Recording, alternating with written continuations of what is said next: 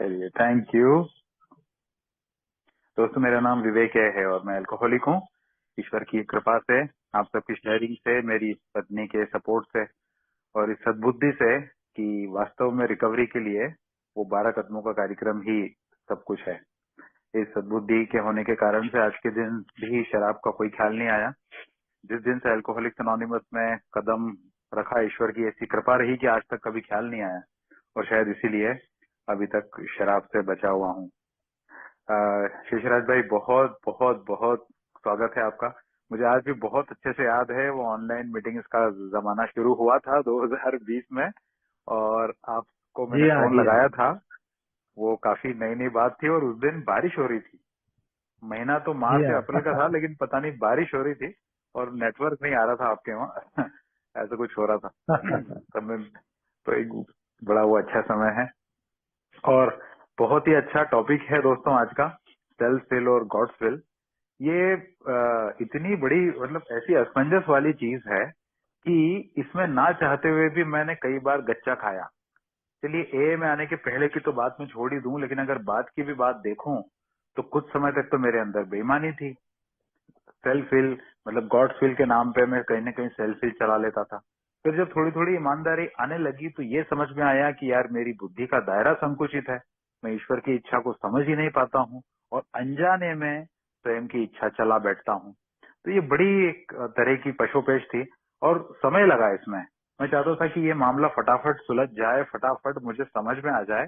होता है ना कि जैसे वो इंदौर से अगर मुंबई जाना है तो वो गूगल बिल्कुल फिक्स रास्ता बता देता है, और अगर आपने कोई गलत रास्ता पकड़ा है तो फिर वो उस रास्ते को री राउट भी करता है कि मतलब अब क्योंकि आपने गलत पकड़ लिया है तो अब कहाँ से इसको कैसे अब ठीक करना है, बेस्ट अब क्या रहेगा।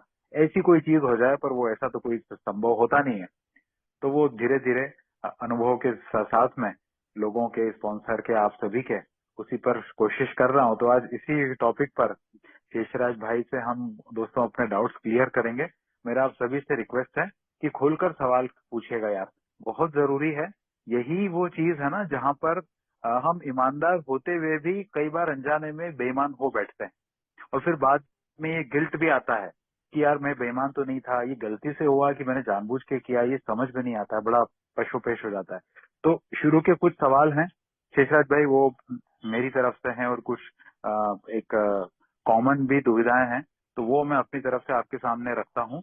और फिर उसके बाद में जी, जैसे जी। जैसे है ना जी, बाकी सदस्यों के प्रश्न आएंगे तो वो मैं फिर अपन उनको लेते जाएंगे। बिल्कुल, तो बिल्कुल। जी जी, है ना, तो हम शुरू करते हैं।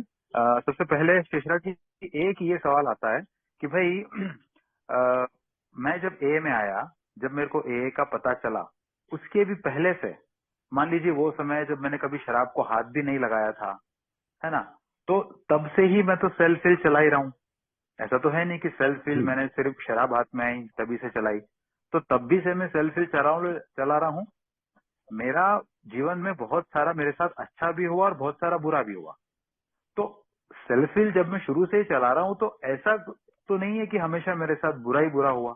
तो फिर अब ऐसा क्या हो गया कि मुझे सेल्फ विल के ऊपर इतना ज्यादा ध्यान देने की आवश्यकता है, जबकि बचपन से वो सेल्फ विल और गॉड्स विल का मिश्रण शायद मेरे साथ चल रहा है, तो जीवन ठीक ठाक ही था। लेकिन फिर अब मुझे इतनी आवश्यकता क्यों है गॉड्स विल पे आने की? जी जी, जी, जी। नमस्ते दोस्तों, मेरा नाम शेषराज है और मैं एक शराबी हूँ।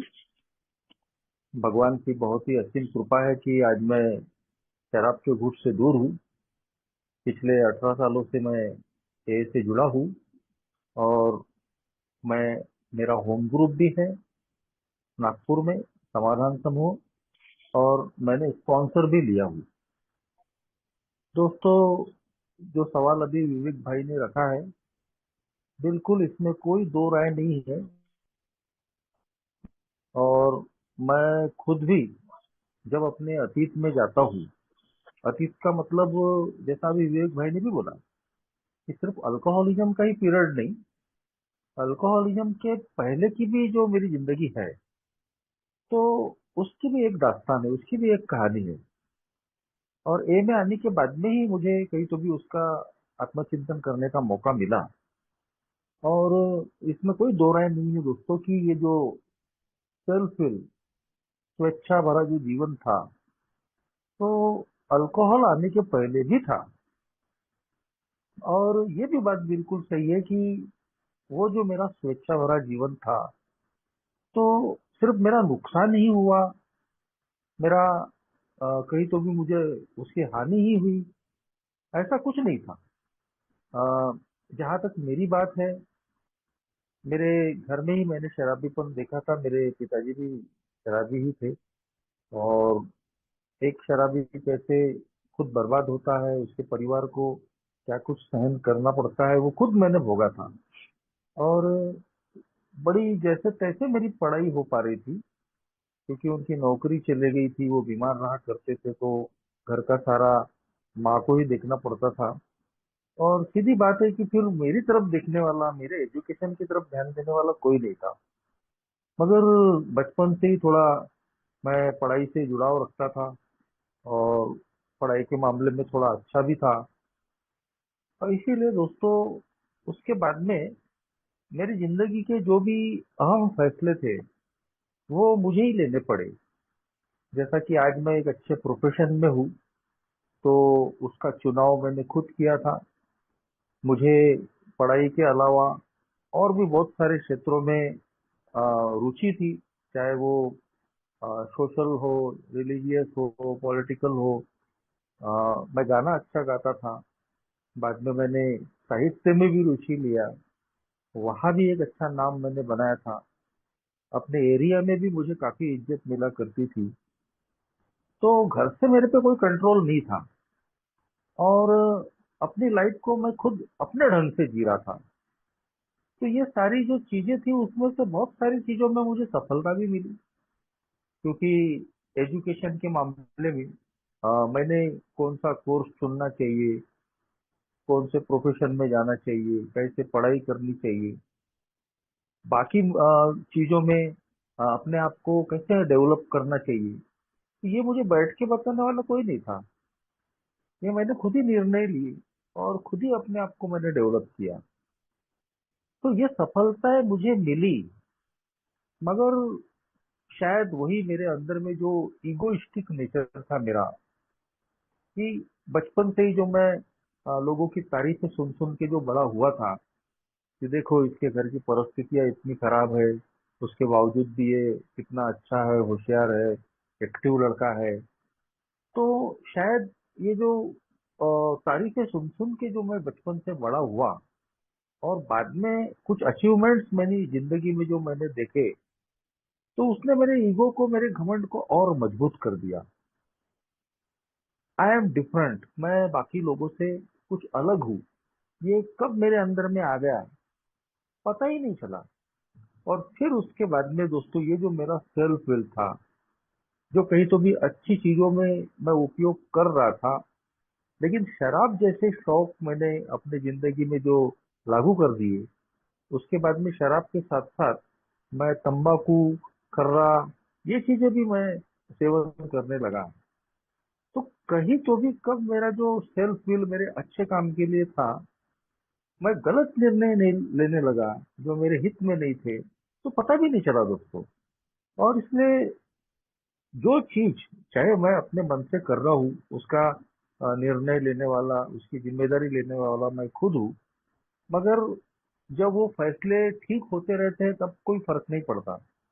लेकिन वही मेरे मनमानी भरे फैसले जब मेरे अपने फ्यूचर के खिलाफ जाते हैं, मेरी अपनी जिंदगी, अपने मान सम्मान के खिलाफ जाते हैं, तो कहीं तो भी बोलना पड़ता है कि ये जो मेरी स्वेच्छा भरा जीवन है, अब मुझे फायदा नहीं कर रहा है, अब कहीं तो भी वो नुकसान कर रहा है। लोग समझा रहे हैं, लेकिन मैं उनकी सुनने को तैयार नहीं, उनकी मानने को तैयार नहीं, क्योंकि मुझे लग रहा था कि मैं जो भी कर रहा हूँ वो सही कर रहा हूँ। तो शायद वही मेरी बर्बादी बर्बादी की तरफ जाने का रास्ता था। Thank you. ओके, वाह, दैट्स ग्रेट शेषराज भाई। मुझे बिल्कुल एब्सोल्यूट आइडेंटिफिकेशन मिल रहा था। कम से कम मेरे साथ तो बिल्कुल ऐसा ही हुआ था। और देखिए कितने मजे की बात है कि ए में आने के भी पहले मेरी पत्नी ने मुझसे एक बार कहा था कि यार विवेक, मैंने कभी तुम्हारे किसी फैसले में इंटरफेयर नहीं किया। वो कहती थी कि यार मैंने तुम्हारे फैसले में इंटरफेयर नहीं करने का ये कारण नहीं है कि मैं तुमसे दबती हूँ या ऐसा कुछ है। सिर्फ ये कारण है कि मैंने देखा है तुम्हारा हर फैसला बहुत ही नपातुला होता है और वो सही भी बैठता है। वो कहती थी कि मैंने देखा है तुम्हारा लिया हुआ फैसला कई बार मुझे लगता था कि गलत होगा लेकिन वो सही बैठता था। लोगों से अलग तुम्हारी राय होती थी लेकिन वो सटीक होती थी, इसलिए मैं चुप रही। लेकिन अब मैं देख रही हूँ कि तुम्हारी ली हुई राय एक के बाद एक गलत साबित हो रही है। और अब तुम्हारी राय में बुद्धि के बजाय घमंड आ चुका है। मैंने कभी उनकी बात को नहीं माना। अरे तुम नहीं समझती हो, तुमको क्या पता है, काम तो मैं करता हूँ एंड ऑल दैट। तो ये कहीं ना कहीं वही बात आ गई ना। जी। अरे वाह, ये तो बड़ी अच्छी बात। जी एक हाँ। और। जी जी। तो थैंक यू शेषराज भाई, बहुत ही इंटरेस्टिंग थी ये बात। आगे बढ़ते हैं। एक और अब आगे बात आती है कि भाई मेरे माता पिता, जैसे ये मेरे ऊपर भी लागू है कि मेरे माता पिता मेरे आदर्श हैं। और बहुत सारे शराबों के साथ ऐसा होगा। मेरे माता पिता मेरे आदर्श हैं। और मेरी माँ उनके पूरे खानदान में, और मेरे पिता और उनके पूरे खानदान में कहीं से कहीं तक किसी ने कभी कोई शराब को हाथ नहीं लगाया। बड़े ही सीधे टाइप के, सरल टाइप के लोग, इन्होंने कभी कोई नशा नहीं किया। लेकिन मैं देखता हूँ कि इनके अंदर भी कई सारे चरित्र दोष थे। तो सेल्फ हेल्प तो इन्होंने भी बहुत चलाई। तो फिर इनको कभी क्यों गॉडफील्ड के ऊपर जाने की आवश्यकता नहीं पड़ी। भाई एक सामान्य इंसान है, उनके इन लोगों के जैसे लोग जो सीधे साधे थे, कभी कोई गड़बड़ घोटाला नहीं किया, कोई गंदा गलत काम नहीं किया, इनके अंदर भी आज मुझे समझ में आता है सेल्फ हेल्प तो इन्होंने बहुत चलाई। तो फिर मेरे ऊपर ही आप इतना पीछे क्यों पड़े हो। जी जी जी जी जी, मुझे ऐसा लगता है कि ये प्रॉब्लम सिर्फ हम अल्कोहलिक लोगों का नहीं है। ये जी दुनिया भर के सभी इंसान, आदमी, औरत, बच्चे, ये सभी के मामले में ऐसा होता है। ऐसा मुझे लगता है कि हर इंसान, चाहे वो आदमी हो, औरत हो, बच्चा हो, बूढ़ा हो, जवान हो, वो ईगो से भरा हुआ होता ही है। उसका वो जो साइकेट्रिक लोग भी कहते हैं किंग बेबी सिंड्रोम। जी मैंने जी डॉक्टर हैरी टोगुट को पढ़ा है। और उसकी वजह से डॉक्टर हैरी टोगुट ये हमारे अल्कोहलिक्स एनोनिमस के शुरुआती दिनों में हमारे बड़े अच्छे वेलविशर थे। और उन्होंने हम अल्कोहलिक लोगों के लिए बहुत बढ़िया एक लेख लिखा है ईगो डिप्रेशन पे। तो जी उन्होंने वो थ्योरी दी थी किंग बेबी सिंड्रोम, यानी अगर इंसान है तो उसके अंदर में किंग बेबी सिंड्रोम होता है, और औरत है तो उसमें क्वीन बेबी सिंड्रोम होता है। और उस थीसिस में उनका कहना है कि माँ के गर्भ से ही हम लोग सब, चाहे वो अल्कोहलिक हो, नॉन अल्कोहलिक हो, आदमी हो, औरत हो, सभी उस ईगो को लेकर पैदा होते हैं। तो ये मुझे लगता है कि ये सब में ही प्रॉब्लम है सेल्फ हेल्प चलाने का। और सभी लोग कहीं तो भी उससे पीड़ित भी होते हैं, कई बड़ी बड़ी समस्याओं में भी घिरते हैं। और उनमें से कई लोग जानते अजानते गॉडविल की तरफ भी जाते हैं। क्योंकि ऐसा नहीं है कि ये, जैसा कि जो नुकसान होता है सेल्फ विल का, स्वेच्छा भरी जिंदगी का, वो अल्कोहलिक ही उठाता है, ऐसा तो कुछ नहीं है। हम बाहर की दुनिया में नॉन अल्कोहलिक लोगों को भी देखते हैं कि जो कोई शौक नहीं करते, मगर मनमानी भरी जिंदगी जीकर अपने खुद का नुकसान करते हैं। तो उसमें भी ऐसे बहुत सारे लोग होते हैं कि जो एथिस्ट होते हैं, धार्मिक होते हैं, भगवान को मानने वाले होते हैं, और आखिरकार उनको भी ईश्वर की इच्छा को मानना ही पड़ता है। मगर जैसे कि हम अल्कोहलिक लोग हैं, हमारे लिए तो शराब पीने का मतलब है कि जान से हाथ धोना। नॉन अल्कोहलिक लोगों का शायद वैसा न हो। उनकी जिंदगी में कोई अगर परेशानी, समस्या आ भी गई, चाहे बड़े से बड़ी आई, पर शराब पीने का विचार उनमें आ जाएगा, ऐसा मुझे नहीं लगता कि हो सकता है। बहुत रेयर हो सकता है। लेकिन एक अल्कोहलिक ऐसा है कि जहां भी उसको नाकामी, असफलता मिलती है, और उसका दिमाग अगर डिस्टर्ब हो जाता है, वो रेस्टलेस, इरिटेबल, डिस्कंटेंट हो जाता है, तो फिर उसको शराब की याद आती है। अल्कोहलिज्म में ही नहीं, हम रिकवरी में भी देखते हैं कि यदि मेरे जैसे रिकवरी प्रोसेस में रहने वाले शराबी को भी अगर मन के हिसाब से काम नहीं हुआ, वो जैसा चाहता है नहीं वैसा नहीं हुआ, या कोई बड़ी समस्या या विपत्ति आ गई, तो वो आसानी से गॉड विल नहीं मानता, ईश्वर की इच्छा को कबूल नहीं करता, और फ्रस्ट्रेट होके, निराश होके, डर से या और तनाव से वो शराब को चुनता है। और शराब मेरे जैसे शराबी की जिंदगी में आने का मतलब है कि और जो तबाही जो मैंने रोक कर रखी है उसको फिर वापस लाना, और शराब मुझे आखिरकार जान से ही ले जाने वाली है। तो इसलिए मुझे लगता है कि मेरे जैसे ए मेंबर को, मेरे जैसे अल्कोहलिक को ये चीज ज्यादा जरूरी है कि वो कम से कम अब तो भी ए में आने के पहले उसने अपनी सेल्फ विल चला के देख लिया, अपनी स्वेच्छा भरा जीवन जी के देख लिया, और ये मनमर्जी की जिंदगी आखिर उसके तबाही का ही कारण बनी। मगर अब वो तबाही नहीं करना चाहता है, अब सोबर रह के अच्छी जिंदगी जीना चाहता है, तो उसको ये मनमानी बंद करनी पड़ती है।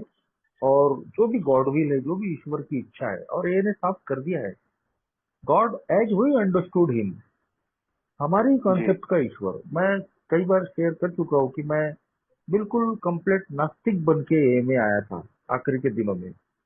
और एक बार तो हम्म। मैं ए में आकर भी मैं चले गया था वापस, वो मैं नहीं आया था, वापस गया था। एक नॉन अल्कोहलिक दोस्त मुझे ए में लेकर आया था, और 15 मिनट बिठाने के बाद में वो मुझे मीटिंग से बाहर लेके आया और बोले चलो तुम यहाँ नहीं टिकोगे। मैं बोला क्या हुआ, मुझे नहीं मालूम था ये ए है। अरे बोले यहाँ सब भगवान ईश्वर प्रभु गॉड चल रहा है बोले, और मैं जानता हूँ कि तुम टिकोगे नहीं। तो मेरा फैसला जी। उस नॉन अल्कोहलिक दोस्त ने ले लिया था, क्योंकि मैं उसको कभी गलत नहीं मानता, क्योंकि वो जानता था कि ये इंसान कैसा है, ये इंसान हम्म। नहीं मानेगा इन चीजों को। मगर दोस्तों, शायद ईश्वर को मंजूर ईश्वर चाहते थे कि मैं जिंदा रहूं। तो 2007 अगस्त में फिर दोबारा मेरी एंट्री हुई ए में, और अब मुझे एक अल्कोहलिक दोस्त ने ए का मैसेज दिया।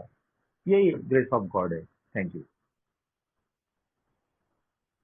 Okay okay. तो जैसा मुझे आपकी बात से समझ में आया शेषराज जी इस प्रश्न के लिए, कि भाई ये कुछ ऐसी बात हो गई कि जैसे खाने में अगर कोई ज्यादा ही नमक खाता है, तो खाने में सामान्य से कहीं ज्यादा नमक खाना तो सभी के लिए गलत है, राइट?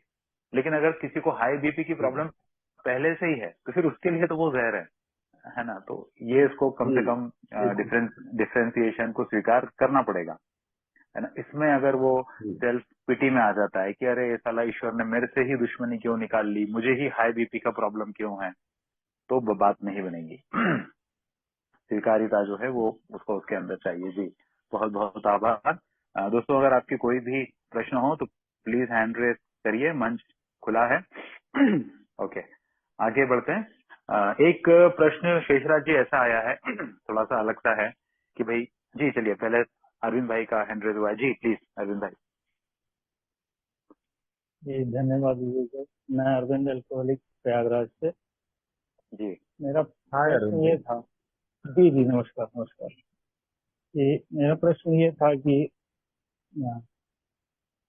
थर्ड स्टेप में एक्सेप्ट करने के बाद, गॉड विल को स्वीकार करने के बाद और मीटिंग्स करने के बाद हम सेल्फ विल का मिसयूज करते हैं और रिलैप्स हो जाते हैं, बार बार रिलैप्स होते हैं। तो क्या हमारी self will God's will say ज्यादा मजबूत है?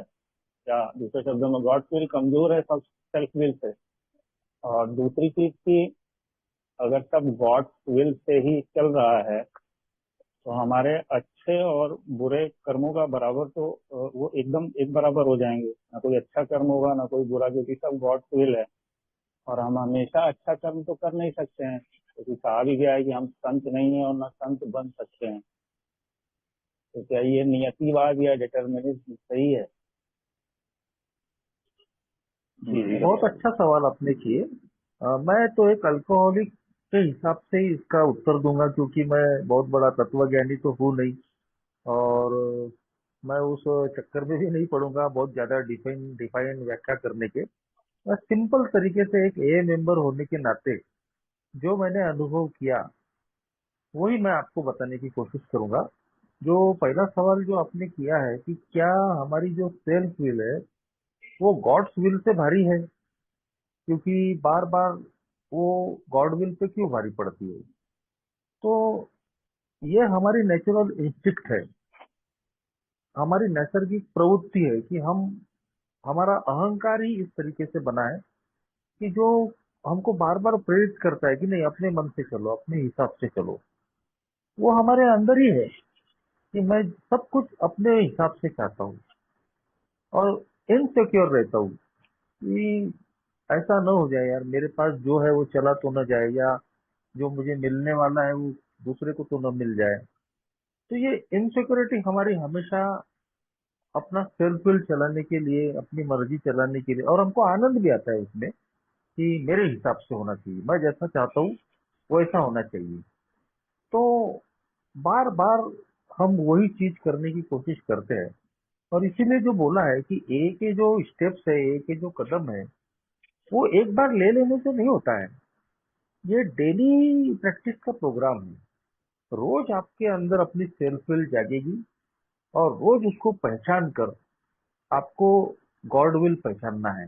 आपको तीसरे कदम पे जैसी परिस्थिति है वैसी कबूल है, जो ईश्वर की इच्छा है वो कबूल है। ये रोज हमको प्रैक्टिस करनी पड़ती है। हमारा मूल स्वभाव है कि वो हमको हमारे चरित्र के दोषों को बढ़ावा देने का काम करेगा।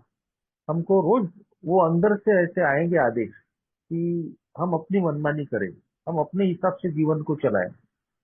तो इस समय हमको फिर हमारे अतीत में झांकना पड़ता है कि सेल्फ विल चला के अपनी मनमर्जी की जिंदगी जी के मुझे क्या हासिल हुआ।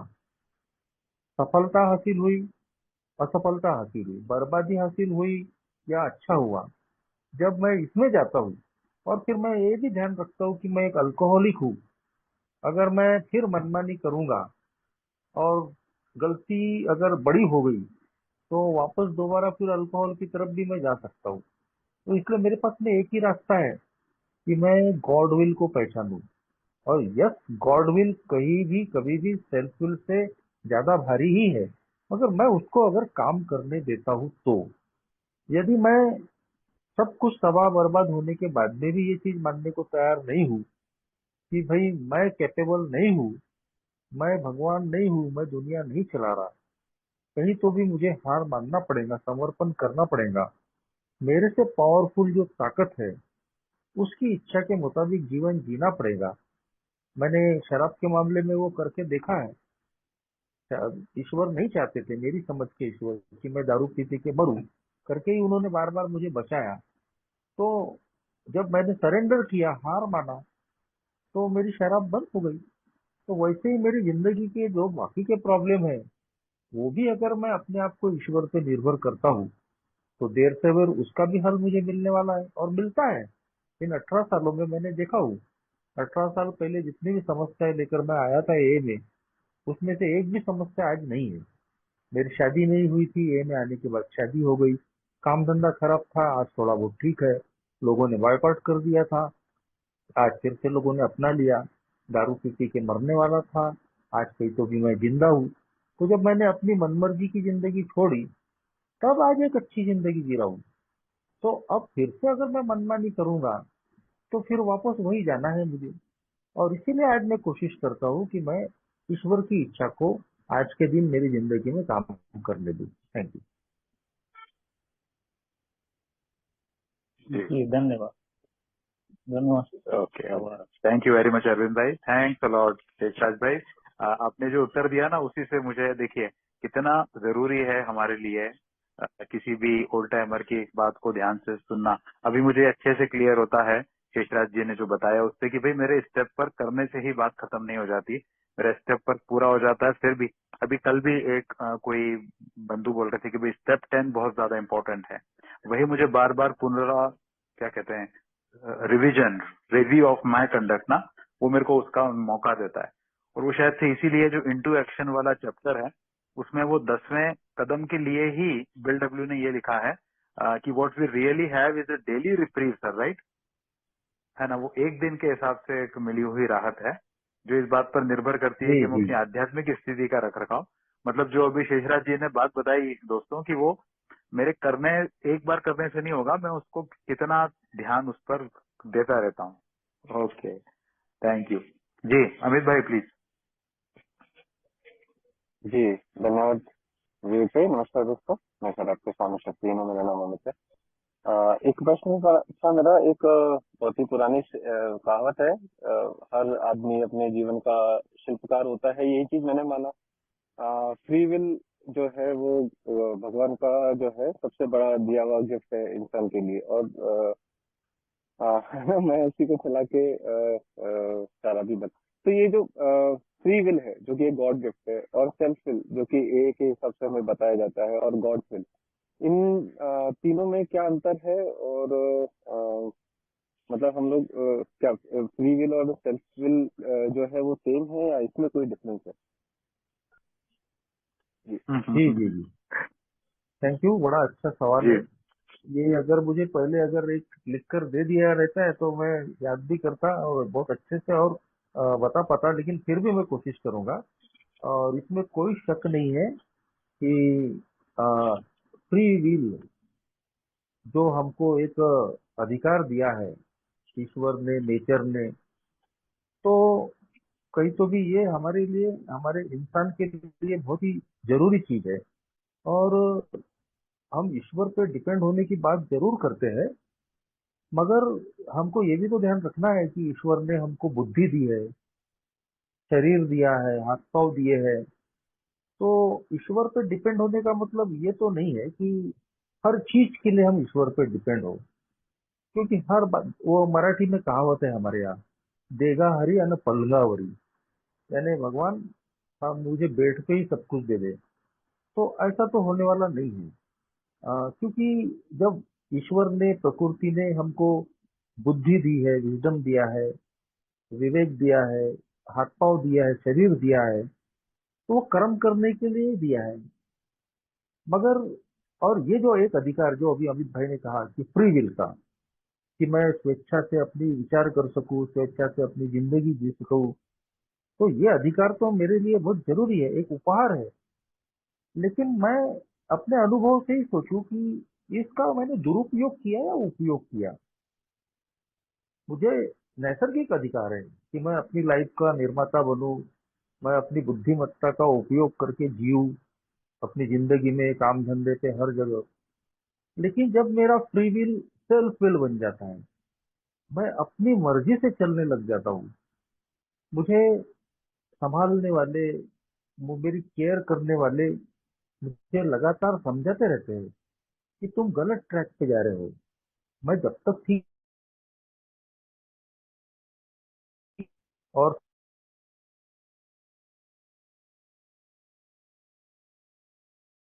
तरीके से लीड कर तो मुझे कोई टोकता ही नहीं। सब मेरे फ्री विल को अप्रिशिएट करते हैं कि नहीं, अपनी लाइफ को जियो, तुमको जो करना है वो करो।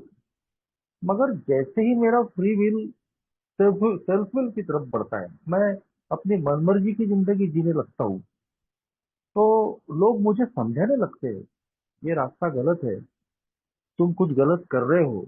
दारू के मामले में ही जब लोग मुझे टोकते थे, यार तेरे घर में पहले ही दारू की बर्बादी हो चुकी है, तू पढ़ा लिखा लड़का है, तेरी अच्छी इज्जत है, तूने ऐसा नहीं करना चाहिए।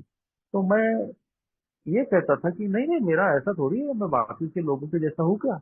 मैं तो उधार नहीं पीता, मैं तो गिरता पड़ता नहीं, मैं तो गाली गलौज नहीं करता। और एक नया घमंड, देखो मैं इतनी पीता हूँ मगर मैं हिलता भी नहीं, और ये बाकी के लोग देखो चटाक भरे की पीते और कितना तमाशा करते। बाद में वही चीजें मेरे साथ में भी होने लग गई, मैं गिरने पड़ने लगा, उधारियां होने लगी घर में, तू मैं गाली गलौज होने लगी, मैं बदनाम हो गया, मरते मरते बचा। उसके बावजूद भी मैं दारू को तौबा नहीं किया। तो आखिरकार मैं पूरा तबाह हो गया अपने मन मर्जी की वजह से। और इसीलिए आखिर में मुझे ईश्वर की इच्छा को कबूल करना पड़ा, गॉड विल को मानना पड़ा कि मैं नहीं, मेरी जिंदगी मैंने अपने हिसाब से चलकर दिखा दी है, और सिवाय बर्बादी के कुछ नहीं मिला। अब मेरे दिमाग को ठंडा रख के अगर प्रोग्रेस करनी है, तो मुझे मेरी समझ का जो भी ईश्वर है उसकी इच्छा के अनुरूप जीने की कोशिश करना पड़ेगा। और उसी की वजह से दोस्तों, तमाम परेशानियां आती रहती है, जाती रहती है, लेकिन आज भी मैं स्टेबल हूँ, सोबर हूँ। तो उसके पीछे का कारण यही है कि आज बहुत ज्यादा, ऐसा नहीं है कि आज मेरी सेल्फ विल जागती नहीं है, आज मनमर्जी वाली जिंदगी आज भी मैं नहीं जीता हूँ, ऐसा कुछ नहीं है, होता है, वो विचार आते हैं। लेकिन फिर मैं अलर्ट हो जाता हूँ, और जब मेरे मन मुताबिक चीजें होती नहीं तो मैं डिस्टर्ब नहीं होता।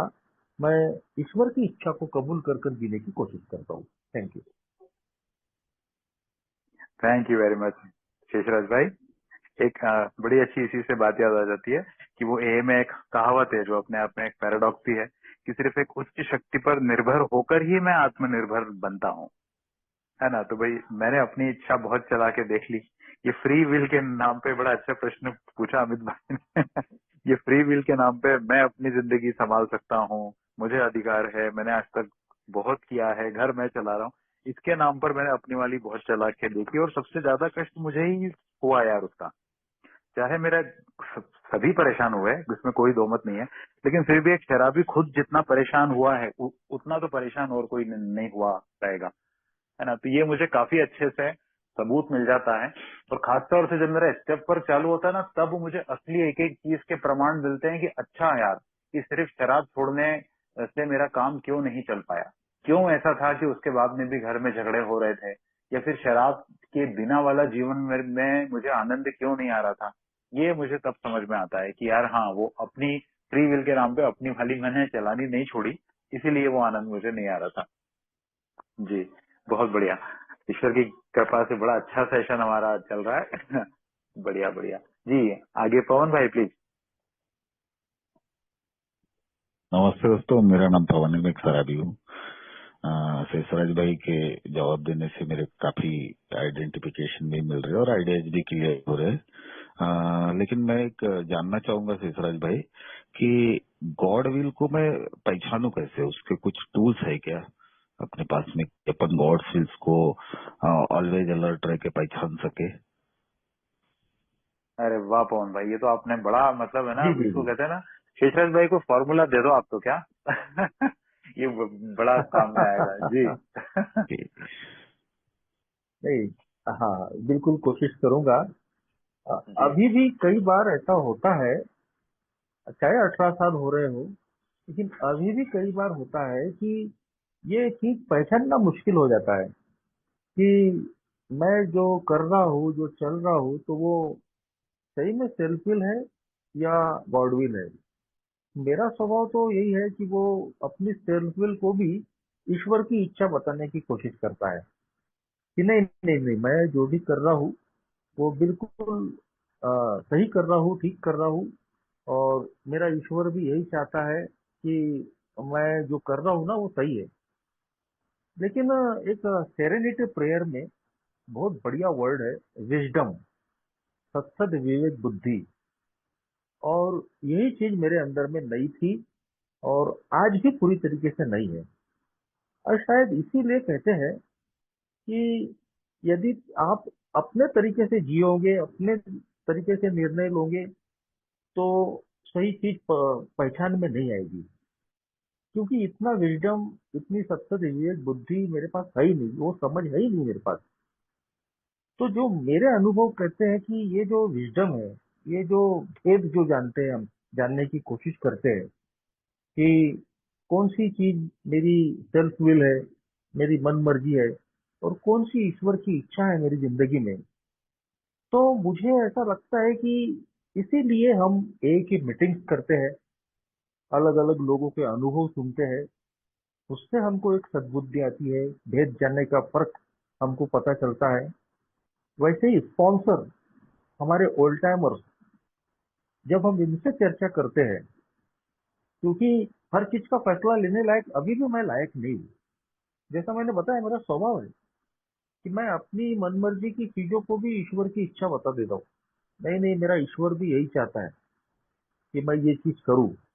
और हम तो बड़े तरबेज लोग हैं इस मामले में कि कैसे हम अपने गलत काम को भी सही ठहराते हैं। मगर भेद करने के लिए, इसको ठीक से समझने के लिए, इसीलिए मुझे लगता है कि एक ही मीटिंग हम करते हैं, वहां हमको लोगों के अनुभवों से सद्बुद्धि आती है। हम अपने स्पॉन्सर, हमारे ओल्ड टाइमर से हम चर्चा करते हैं, तब हमको वो चीज समझ आती है। और साथों साथ ए का लिटरेचर, और कई बार तो ए के बाहर के लोग भी हमारी मदद कर सकते हैं। ए ने ये नहीं कहा हमको कि ए के बाहर के लोग हमको मदद नहीं कर सकते।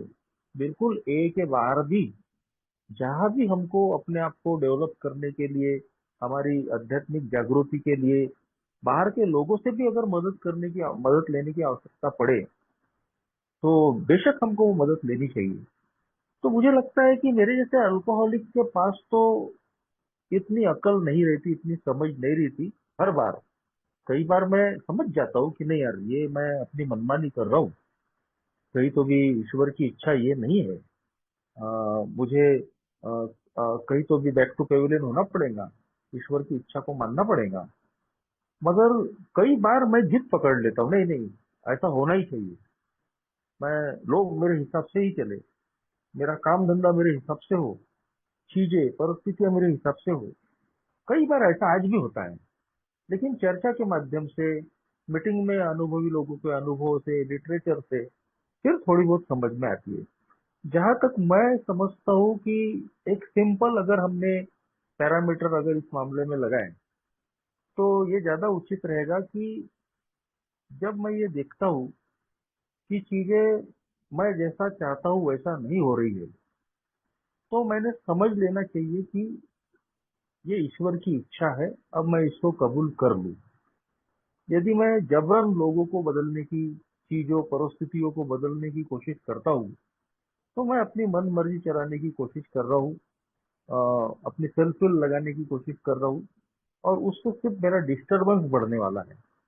यदि मैं पीस ऑफ माइंड चाहता हूँ, मेरा मन शांत चाहता हूँ, मैं अंदर से रेस्टलेस नहीं होना चाहता, तो कहीं तो भी जो जो चीजें मेरे मन के हिसाब से नहीं हो रही, जितनी जल्दी हो सके, या लोग मेरे हिसाब से नहीं चल रहे, परिस्थितियां मेरे हिसाब से नहीं है, अगर मेरी तमाम कोशिशों के बावजूद भी अगर वो नहीं बदल रही है, तो मुझे ईश्वर की इच्छा समझ के उसको कबूल कर लेना चाहिए। जितनी जल्दी मैं उसको कबूल कर लेता हूँ, उतनी जल्दी मैं आत्म शांति को पाता हूँ।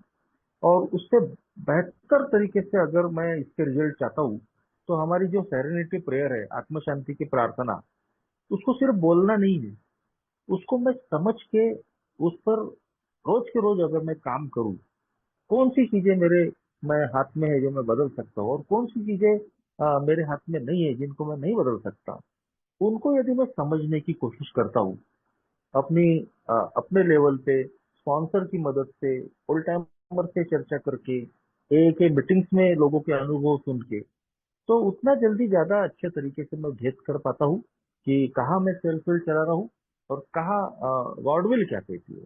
Thank okay, thank you, thanks a lot Sheshraj भाई। मतलब ये कुछ ऐसा मामला है कि इसमें ईमानदारी की पहले आवश्यकता है, राइट सर? है ना? यू। Yes yes. इसीलिए है ना जी, क्योंकि वो नहीं मेरे अंदर आ पाएगी तो कितना भी मुझे आप जैसा कोई ओल्ड टाइमर कोई फॉर्मूला दे देगा, वो कहीं ना कहीं मैं ही फिर उसको खराब करूंगा जी। चलिए, बहुत बढ़िया, आगे चलते हैं जी। जितेंद्र भाई प्लीज।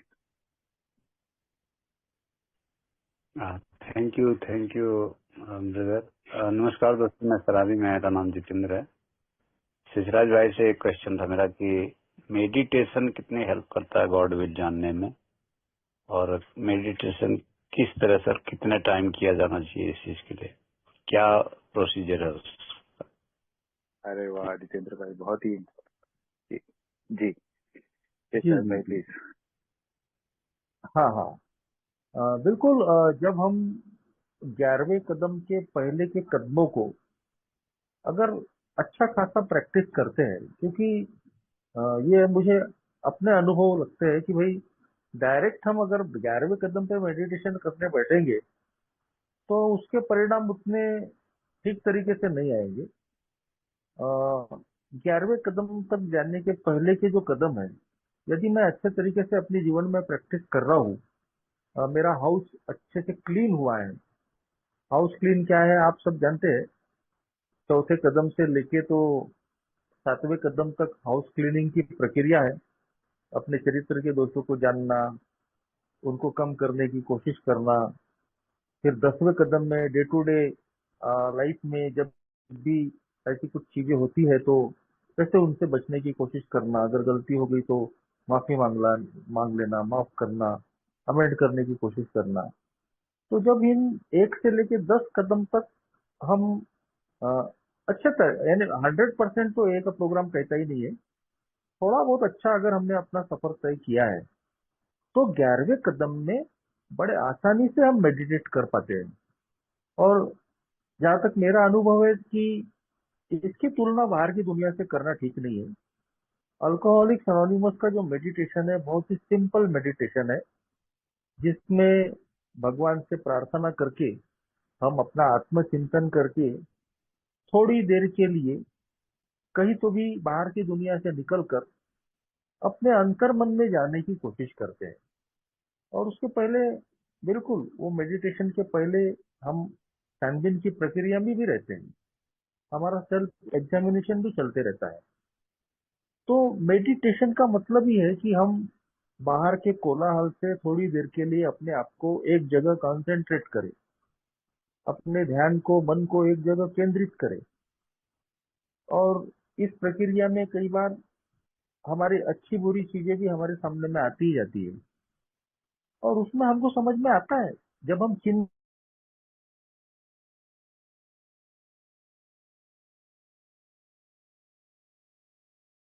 और फिर ध्यान शब्द आ गया तो हम बाहर की दुनिया में जो अलग अलग प्रकार के ध्यान आ रहे हैं, कभी विपश्यना है, कभी ध्यान साधना है, भी बाकी और बहुत सारे क्लासेस है, अलग अलग धर्म के अपने अपने तरीके से मेडिटेशन के कंसेप्ट है, हम बहुत ज्यादा उसमें खोते चले जाते हैं।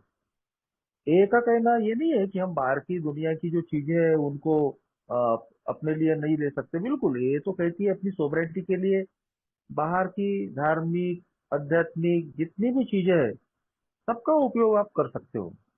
मगर 11वें कदम में बहुत सिंपल मेडिटेशन है, प्रार्थना और ध्यान के द्वारा भगवान से अपना सचेत संपर्क बढ़ाया, कॉन्शियस कांटेक्ट विद गॉड।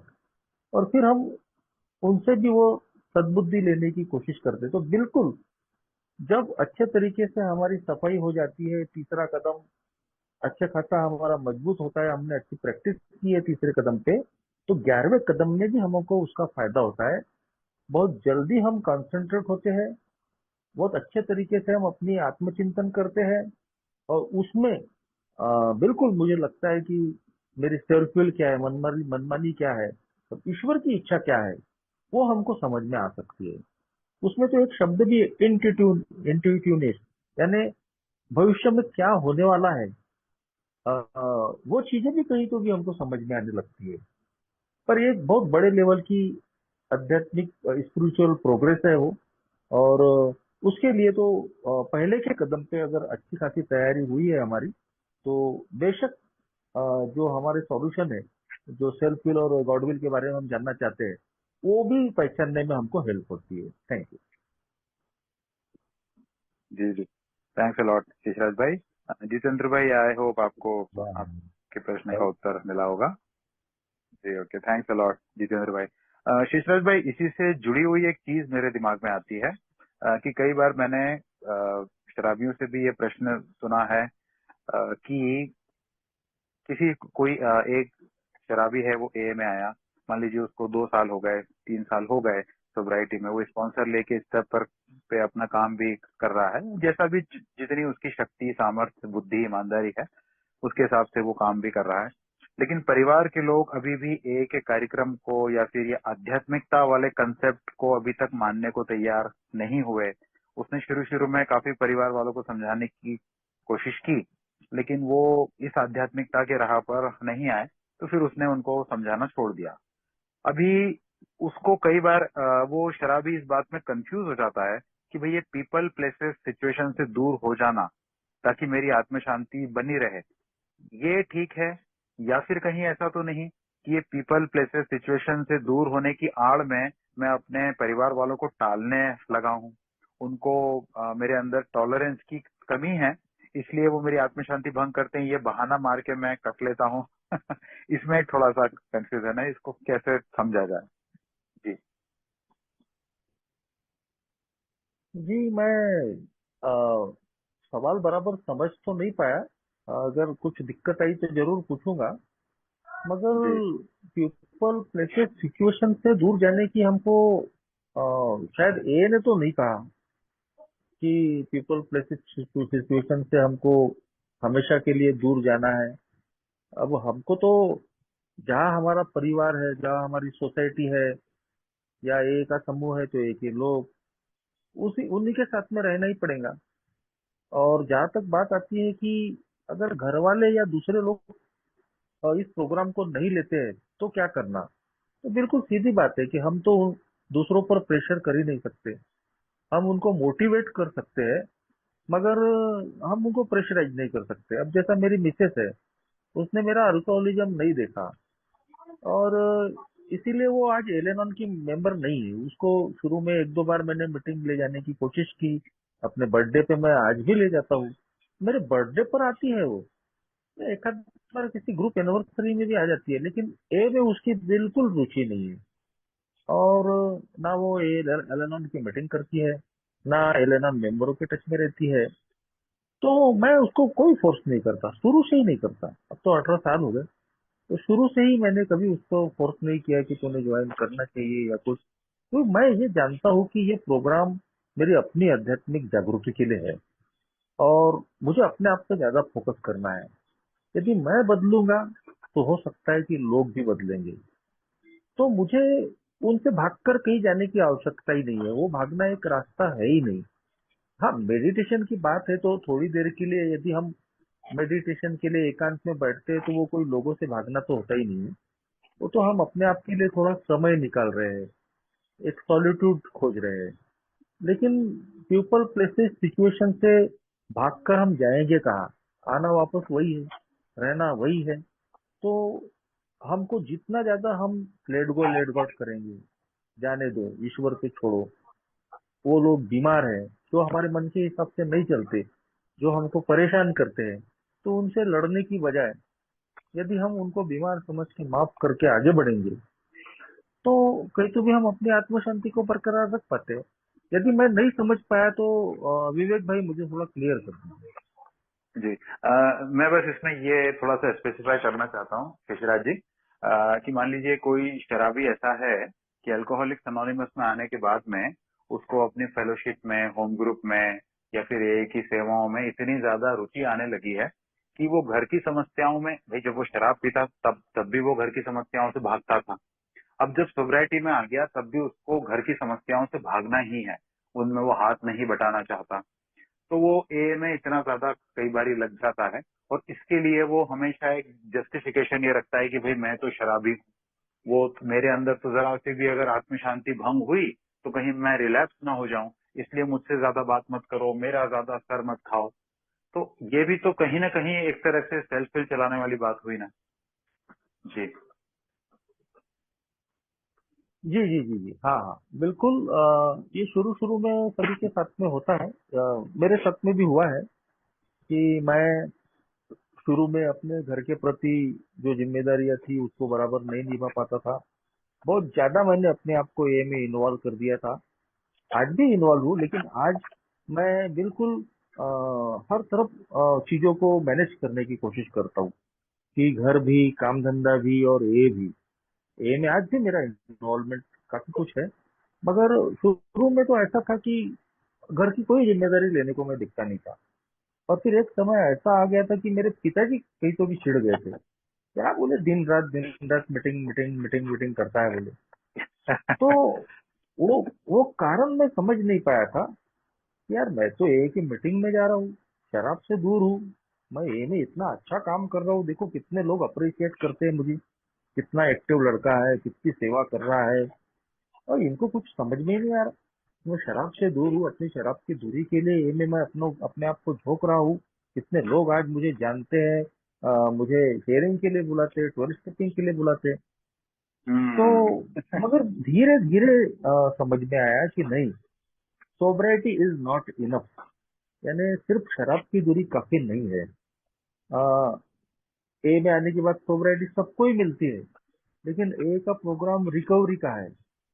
हमको रिकवर होना है 12 कदमों के माध्यम से। तो हमारी सोबराइटी का जो लाभ है वो सबको मिलना चाहिए, और खास तौर पे उन लोगों को कि जो लोग मेरे से पीड़ित है, जिनको जी। मैंने जी। सताया, रुलाया, दुखाया। तो अगर उनको मेरी सोबराइटी से कोई फायदा नहीं है, तो फिर इस सोबराइटी का हम करेंगे क्या? वो लोग तो नाराज रहेंगे, वो लोग तो वैसे ही चिड़े रहेंगे। कि ये पहले दिन रात शराब शराब करता था और अब सोबर तो हो गया लेकिन दिन रात ए कर रहा है। अब तो एक ही बाद में समझ माला में आया जपता मुझे। जी। जी हाँ। तो मेरा कैसा, मैं ग्लैमर को ज्यादा पसंद करने वाला इंसान हूँ। मेरा नाम हो, मेरा मुझे अप्रिसिएशन मिले, तो घर में तो मिलने वाला है नहीं। घर में तो त्याग करना पड़ता है, बहुत चीजों का मेहनत करनी पड़ती है घर के लोगों को मैनेज करने के लिए। ए में कैसा है, ए में टॉयलेट स्टेपिंग कर रहे हैं, ये कर रहे हैं, वो नाम लेते हैं लोग, तो हमको वो ज्यादा पसंद आता है। मगर अपने घर में और समाज में, सोसाइटी में, यहाँ तो हमको सेक्रीफाइस करना पड़ता है, यहाँ तो हमको मेहनत करनी पड़ती है। और बदले में सब वो मिले ही, नाम मिले जरूरी भी नहीं है। आखिरकार फिर मुझे भी समझ में आया कि नहीं, मेरी जिम्मेदारी घर के प्रति भी है। तो आज ए ने मुझे टाइम मैनेजमेंट सिखाया। पहले पीने के दिनों में भरपूर टाइम था लेकिन पीने में जाता था। आज वो जो टाइम बचता है तो उसका ए ने मैनेजमेंट सिखाया कि मैं घर भी देखूं, काम धंधा भी देखूं।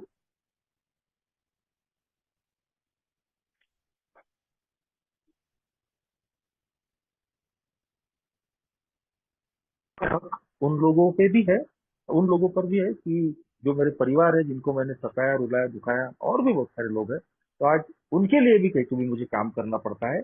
और ए में तो मैं हुई, ए में भी मुझे वो अपनी जिम्मेदारी के तौर पे वो काम करना ही पड़ेगा। थैंक जी okay, thanks a lot Sheshraj भाई। ये बहुत बहुत ही ज्यादा एक ही इम्पोर्टेंट बात थी। कई बारी ये भी देखने में आता है, मीटिंग्स में, शेयरिंग्स में सुनने में आता है कि कभी कभी ये भी हुआ है कि शराबी जो है उसको कमाने में मन नहीं लगता है, या फिर वो ठीक से कमा नहीं पाता है, तो उसका बहाना वो ये बना लेता है कि भाई मैं तो मीटिंग्स में बिजी हूँ, पीआई एक्टिविटी में बिजी हूँ, मैं क्या करूँ, मुझे तो कहा गया जी हाँ। है कि अभी ऐसी जगहों पे मत जाओ। ये एक तरह के बहाने हैं जी, है ना। और भले ही से मुझे ओल्ड टाइमर्स ने ये कहा था, मैं जब नया नया था, कि भाई पैसे के पीछे मत भागना, लेकिन ऐसा मुझे किसी ने नहीं कहा था कि भाई अब संत बन के रहो, पैसा वैसा कमाने की कोई जरूरत नहीं है, बस ए के नाम की माला जपो, अपनी सोसाइटी का ख्याल रखो। राइट सर, है ना, मैं रिकवरी एक में। बात जोड़ना चाहता हूँ जी विवेक भाई जी से, कि अ, हमने ए के प्रोग्राम पे 12 कदमों पे कितना काम किया है, कितना अच्छे तरीके से हम उस पर चल रहे हैं। इसकी अगर परीक्षा कहीं होने वाली है तो वो सिर्फ ए में नहीं होने वाली, वो हमारे घर में होने जी, वाली है, हमारे घर काम में होने धंधे पे वाली होने है। वाली है, हमारी जी सोसाइटी में होने वाली है। कि हम कितने अब जी रिकवर हुए, कितना 12 कदमों पे हम अच्छा चल रहे हैं। ए में आने के बाद दारू की दूरी तो सभी को मिल गई है, लेकिन मेरे जी में आध्यात्मिक परिवर्तन आया है क्या, मेरे पर व्यक्तिमत्व में बदलाव आया है क्या, मेरे विचार बदले हैं क्या, मेरे व्यवहार, मेरी भाषा बदली है क्या। तो एक 12 कदमों पे मैं ठीक से चल रहा हूँ या नहीं चल रहा हूँ, इसकी जो टेस्ट है वो मेरे जी घरेलू संबंध, मेरे सामाजिक संबंध, मेरे काम धंधे पर के संबंध, इसी पर से वो तय होने वाले हैं। जी जी, बिल्कुल बिल्कुल। मतलब ये यही बात बड़ी इंपॉर्टेंट आ जाती है ना, कि भाई वो परिवार के प्रति अगर मैं पहले शायद मैं तो परिवार के प्रति कभी जिम्मेदार था ही नहीं, जिम्मेदार होने का शायद मैं ढोंग करता था या गलत फहमी में था, जो भी है। तो अब अगर परिवार को मेरी उपस्थिति का, या मैं अगर परिवार के लिए उपयोगी नहीं हूँ, तो फिर मेरी रिकवरी अधूरी है। मैं ये तो नहीं कह सकता कि मैं बढ़िया रिकवरी में चल रहा हूँ, शराब से दूर भले ही हूँ। जी जी। और इसमें सभी चीजें आ जाती है, स्वास्थ्य के जी तौर जी। पर भी मेरी चुस्ती तंदुरुस्ती भी, है ना। एक बार ये हुआ कि एक शराबी ने फोन पर मुझे पूछा था, ये उसको सोब्राइटी में कुछ तो भी 1-1.5 साल हुआ था, और उसने मुझे फोन करके पूछा था कि पिछले 1.5 साल में मेरा 20 किलो वजन बढ़ गया है, और मेरी पत्नी मुझे दिन रात टोकती है कि तुम अपना वजन कम करो, तुमको पहले से हाई बीपी है। तो उसने कहा कि मुझे जी तो ये जी। कहा गया है कि कुछ मत सोचो, अच्छे से खाओ, तुम कई सालों तक खा नहीं पाए। तो तो वहां पर ये बात बड़ी सिंपल, सीधे सीधे नजर आ रही थी कि यार मैं ऐसा शराबी हूँ कि अपनी मनमानी मैं किसी न किसी तरीके से कर ही लेता हूँ। राइट सर, सेल्फ फील मेरी, बिल्कुल है ना, कोई न कोई मैं बाईपास बिल्कुल। ढूंढ ही और लेता हूँ। मैं जस्टिफाई करते रहता हूँ अपनी अपनी गलत चीजों को, या अपने आलसीपन को, अपने स्वभाव जी दोषों को मैं जस्टिफाई जी, करते रहता हूँ। राइट राइट राइट, बहुत बढ़िया। चलिए, बहुत ही अच्छा मैं सेशन ऐसे भी चल रहा है। मैंने जी ऐसे भी कुछ लोगों के अनुभव देखे हैं। मेरे स्पॉन्सर ने भी अपने आप के बारे में शेयर किया था कि 2 साल की सोबराइटी के बाद में उनकी वाइफ ने बोला था कि तुम सिर्फ दारू से दूर हो, बाकी तुम्हारे अंदर में कोई बदलाव नहीं आया। तो उनके उस अनुभव से मैंने अपने आप के प्रति झांका, तो मुझे भी दिखाई पड़ा कि मैं तो सिर्फ शराब से दूर हूँ। ना मेरी जी भाषा बदली है, ना मेरा एटीट्यूड बदला है, ना मेरा व्यवहार बदला है। मेरी शादी ए में आने के बाद हुई, 2 साल के बाद। तो मेरी शुरुआत में बीवी से संबंध ठीक नहीं थे, मैं तो उसको डाइवोर्स देने की सोचता था। मगर आज देखिए कि जब प्रोग्राम मैंने प्रैक्टिस किया, मैंने अपने आप को बदलने की कोशिश किया, तो आज वही बीवी है जो 16 साल से मेरा साथ निभा रही है, बहुत अच्छे तरीके से निभा रही है और बहुत अच्छे आज संबंध है। तो ये मुझे भी समझ में आया कि मैं सिर्फ शराब से दूर था, लेकिन मेरे में कोई बदलाव नहीं आया था, और जिसकी वजह से मेरे से जुड़े हुए लोग वैसे ही परेशान थे जैसे शराब के दिनों में थे। जी जी जी, वेरी करेक्ट सर। इससे मुझे भी एक बात ध्यान आती है। नई नई मेरी सोबराइटी थी, और एक बहुत पुरानी ऐसी आदत थी मेरी कि खाने की टेबल पर जब हम साथ में खाना खा रहे हैं, तमाम इधर उधर की बातें होती हैं। वो कोई सी भी एक बात अगर मुझे बुरी लग गई या कुछ परेशान करने वाली लगी, तो मैं जोर जोर से बोलने लग जाता था। तो खाने का मजा सबका और शांति भंग हो जाती थी। तो जब मैं सोबराइटी में आया, तो मेरी वाइफ ने एक बार मुझसे कहा कि यार, मैंने प्लीज कितनी बार आपसे कहा कि कम से कम खाने की टेबल पर खाने के समय है ना, ऊंची आवाज में मत बोला करो। इन बातों को छोड़ दो, बाद में बात कर लेंगे। कोशिश तो करो इसको छोड़ने की। तो मैंने उनको कहा था, मैं शराब छोड़ के बैठा हूँ, तुम सुबह की चाय तो छोड़ के बता दो। और उसने, बेचारी ने, उसके बाद फिर कभी ऐसी बात नहीं की। मैंने बोला, शराब छोड़ के बैठा हूँ, तुमको पता नहीं है, तुमने तो सब देखा ही है ना, लेकिन इतनी वो करके बैठा हूँ, तुम तो एक चाय भी नहीं छोड़ सकती हो। मतलब ये जस्टिफिकेशन हो गया कि आप मुझे अब कुछ नहीं बोल सकते हो। जी जी जी जी। चलिए, आगे बढ़ते जी। राजेश भाई प्लीज। जी, राजेश बात कर रहा हूँ। मैं एक शराबी हूँ। हाय राजेश भाई। हाय। मैं थोड़ा लेट जुड़ा था, तो पता नहीं मेरे सवाल का जवाब शायद मिल गया होगा, पर फिर भी मैं पूछना चाहूंगा कि मैं पहले शराब पीना चाहता था। जब ये में नहीं आया था तो पीना चाहता था, मेरी इच्छा थी। तब मैं सही से पी नहीं पा रहा था। फिर मैंने ये के बिना यानी पहले छोड़ने की कोशिश की, फिर भी मैं नहीं छोड़ पाया। फिर ए में आने के बाद मैंने बहुत कोशिश की, सारा काम किया, फिर भी मैं 2-3 महीने में एक बार रिलैप्स हो जाता हूँ। तो मैंने बहुत ओल्ड टाइमर और जो भी हमारे दोस्त वगैरह हैं उनसे बात की, तो मुझे बहुत जगह पे ये ऐसा जवाब मिला कि जब ईश्वर की इच्छा होती है तभी इंसान सोबर होता है। तो अभी मुझे ये वो सवाल हो रहा है कि क्या मेरे पे ये ईश्वर ईश्वर की इच्छा नहीं है? अगर नहीं है तो मुझे क्या करना चाहिए कि ईश्वर मेरी मदद करे और ईश्वर की इच्छा में जगा सकूं कि वो मेरे को सोबर करे। Thank you very much. जी धन्यवाद राजेश भाई। आज की जो मीटिंग है जी ना जी हमारी, जी इसका टॉपिक है सेल्फ विल और गॉड विल, है ना। ए में हमको बताया जाता है कि भाई आप अपनी इच्छा मत चलाइए, ईश्वर की इच्छा पर चलिए। तो वो सेल्फ विल क्या होती है, गॉड्स विल क्या होती है, हम उसको कैसे पहचान सकते हैं, इस मुद्दे पर आज हमारी बात हो रही है। लेकिन मेरे ख्याल से ये आपका प्रश्न का उत्तर भी शायद सेल्फ विल और गॉड्स विल से कनेक्टेड हो। तो शेषराज भाई उसका उत्तर दीजिए प्लीज सर। जी जी जी जी। देखिए, मुझे नहीं लगता कि जो भी हमारी समझ का ईश्वर है वो ये चाहता होगा कि भाई हम दारू पी पी के बर्बाद हो जाए, या कचरे में गिरे, नाली में गिरे, हमारी अकाली मौत हो जाए, हमारा परिवार कहीं तो भी दुखी रहे। ये सब कुछ हमारी जिंदगी में होते रहता है, और लोग हमको समझाते रहते हैं। कहीं तो भी वो ईश्वर की ही आवाज होती है जो लोग हमको समझाते रहते हैं। कई बार अनुभव हमारे साथ में ऐसे होते हैं कि उन अनुभवों को अगर हम अमल करें तो हम शराब से बच सकते हैं। लेकिन नहीं, मेरा जो मन है, जो अपनी मर्जी से जीने वाला, वो कहीं तो भी हमेशा मुझे ये समझाते रहता है कि नहीं नहीं, मैं जो भी कर रहा हूँ वो ठीक कर रहा हूँ, और कुछ गलत है भी तो मैं उसको अपनी बदौलत सही कर लूंगा। और बस यही सेल्फ फील, यही मनमर्जी चलाते चलाते हम जैसे कई शराबी भाई दुनिया से ऊपर चले जाते हैं। तो अल्कोहलिक्स अनोनिमस का जो प्रोग्राम है वो उन्हीं लोगों के लिए सफल होने वाला है कि जो स्वयं इससे निकलने के इच्छुक हो।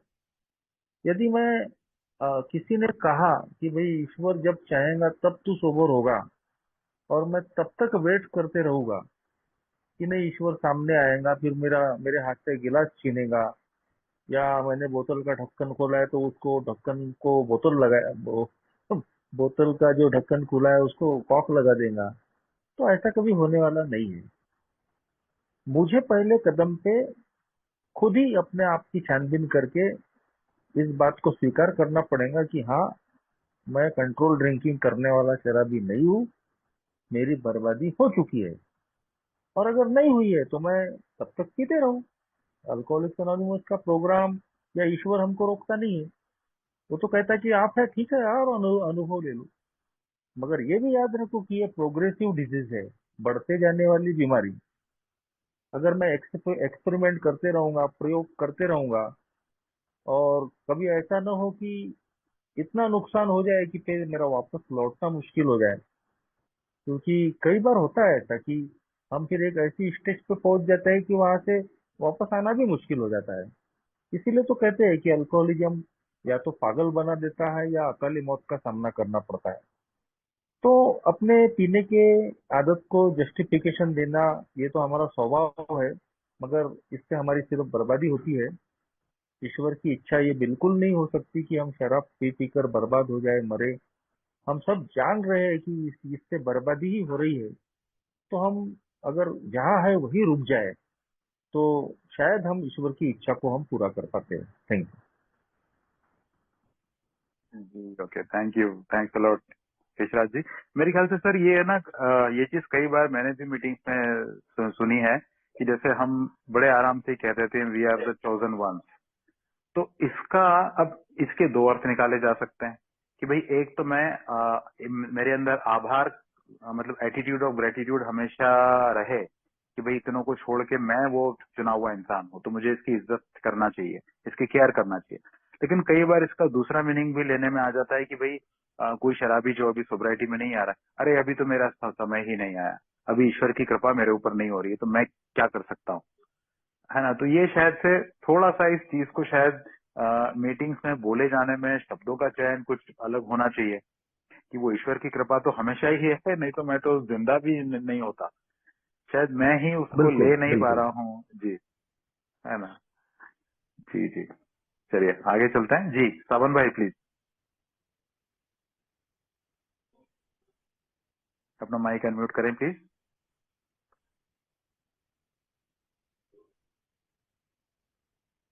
सावन भाई आपको मैंने अनम्यूट का अटेम्प्ट दिया है, देखिए आपको स्क्रीन पर आया होगा, उस पर टैप करेंगे तो आपका माइक अनम्यूट हो पाए। जी पूछिए। मैं पूछ ये रहा हूँ कि मेरे को जो है हमेशा एक डर सा बना रहता है। मैं आपसे मिला भी हूँ विवेक भैया, आपको तो इंदौर के वो जो नौलखा आश्रम में नौलखा में करते थे ना, 6 साल पहले मैं आपके जी ग्रुप में था, है ना। ओके तो ओके। मैं 6 साल हो गया मेरे को, मेरे को जी हर चीज से डर लगता है। और कब 2 महीना कब 3 महीना के बाद में अचानक से कोई कुछ बोल देता है ना, तो मैं जब किसी को कुछ बोल नहीं पाता हूँ तो मैं जाके ड्रिंक कर लेता हूँ।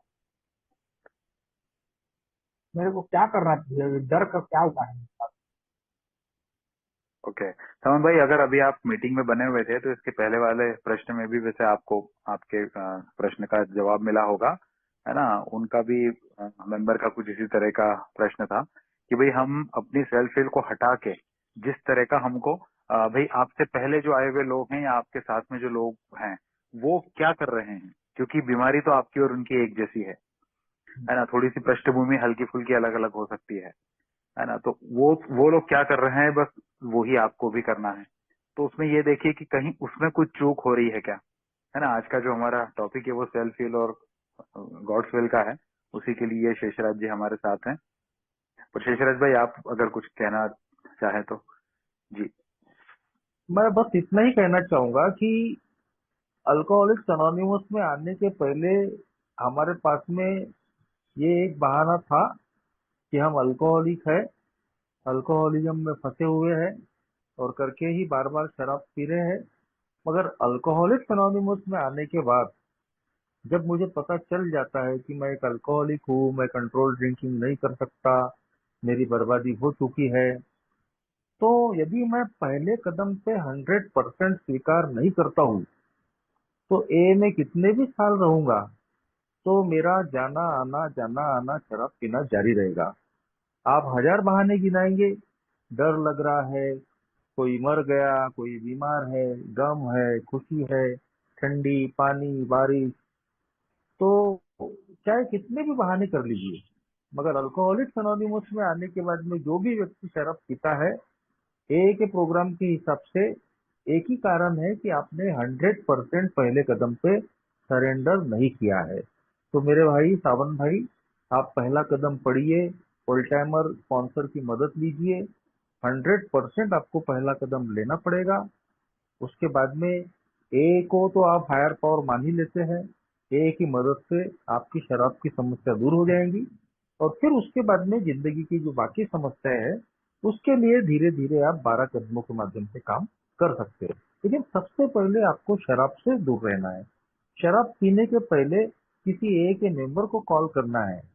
हमारी बेईमानी यही हो जाती है कि हम दारू पी लेते हैं और फिर उसके बाद में हम रोते रहते हैं कि यार दारू पी लिया। दारू पीने के पहले हम किसी को फोन क्यों नहीं करते? क्योंकि हमारी खुद की इच्छा रहती है शराब पीने की। ठीक है, तो आप पहले कदम पे काम कीजिए। सारे लोग सोबर है तो आप भी जरूर सोबर रहेंगे।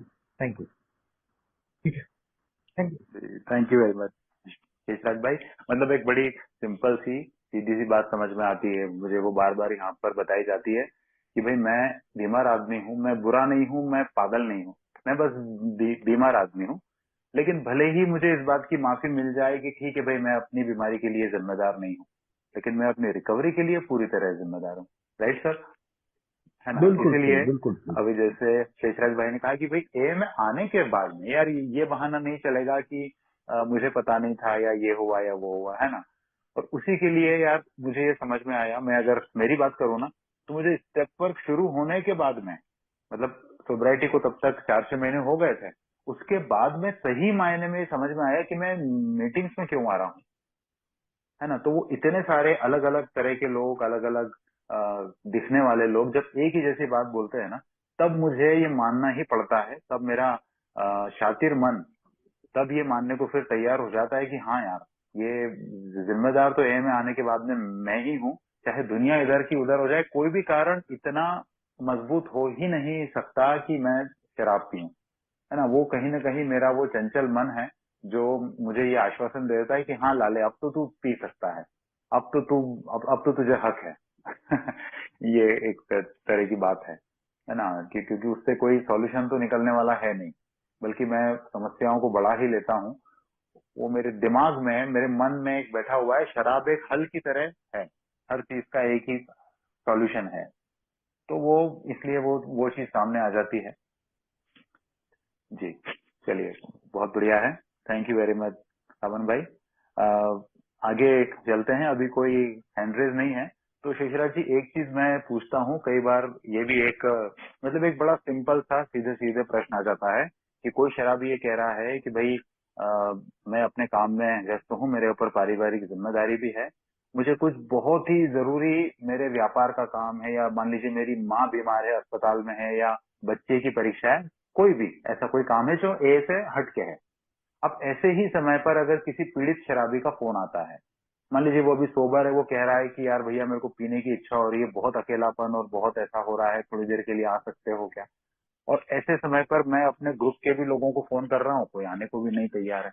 ये ऐसे समय में बड़ी पशोपेश हो जाती है कि अरे ए का तो मेरे ऊपर आभार है, क्या करूं, परिवार के पास पहले जाऊं कि उसके पास कहीं वो रिलैक्स हो गया कल को तो मैं खुद को कैसे माफ करूंगा? कि ऐसे समय में क्या किया जाना चाहिए सर? जी जी जी जी। अल्कोहलिक्स अनोनिमस में जब हम सेवा में रहते हैं तो कई बार ऐसी चीजें होती है, बिल्कुल एक साथ बहुत सारी चीजें होती है। मैं गाड़ी ड्राइव करते रहता हूँ तो कई बार फोन आते रहता है, कभी कभी आधी रात को आ जाता है। और ये भी सिचुएशंस कभी कभी आती है कि हम कहीं किसी जरूरी काम में रहते हैं, जैसा कि मैं एक ऐसे प्रोफेशन में हूँ कि अगर मैं एक बार कमरे के अंदर गया तो मैं वहाँ फोन ही नहीं उठा सकता। तो अल्कोहलिक्स अनोनिमस वहाँ कहती है कि फर्स्ट थिंग फर्स्ट, पहला काम पहले। यदि जो चीज ज्यादा महत्वपूर्ण है, मैं उस समय अपने विजडम का उपयोग करके, अपनी सत्य विवेक बुद्धि का उपयोग करके उस काम को मुझे सबसे पहले करना है। अ, अगर एक अल्कोहलिक की बात है तो जरूरी नहीं होता है कि भाई वो, अगर उससे मैं बात नहीं कर पाऊंगा तो वो दारू ही पी लेगा, ऐसा कुछ जरूरी नहीं रहता है। ये तो मैंने अपनी धारणा बना के रखा हूँ। और उस गिवन सिचुएशन में मुझे हमेशा ये याद रखना है कि मैं किसी को सोबर नहीं कर सकता। सोबर करना मेरा अधिकार ही नहीं है। ये तो सोबर रखना उस ईश्वर का अधिकार है। वो, मैं सिर्फ उसको अपने अनुभव के माध्यम से मदद करने की कोशिश करता हूँ।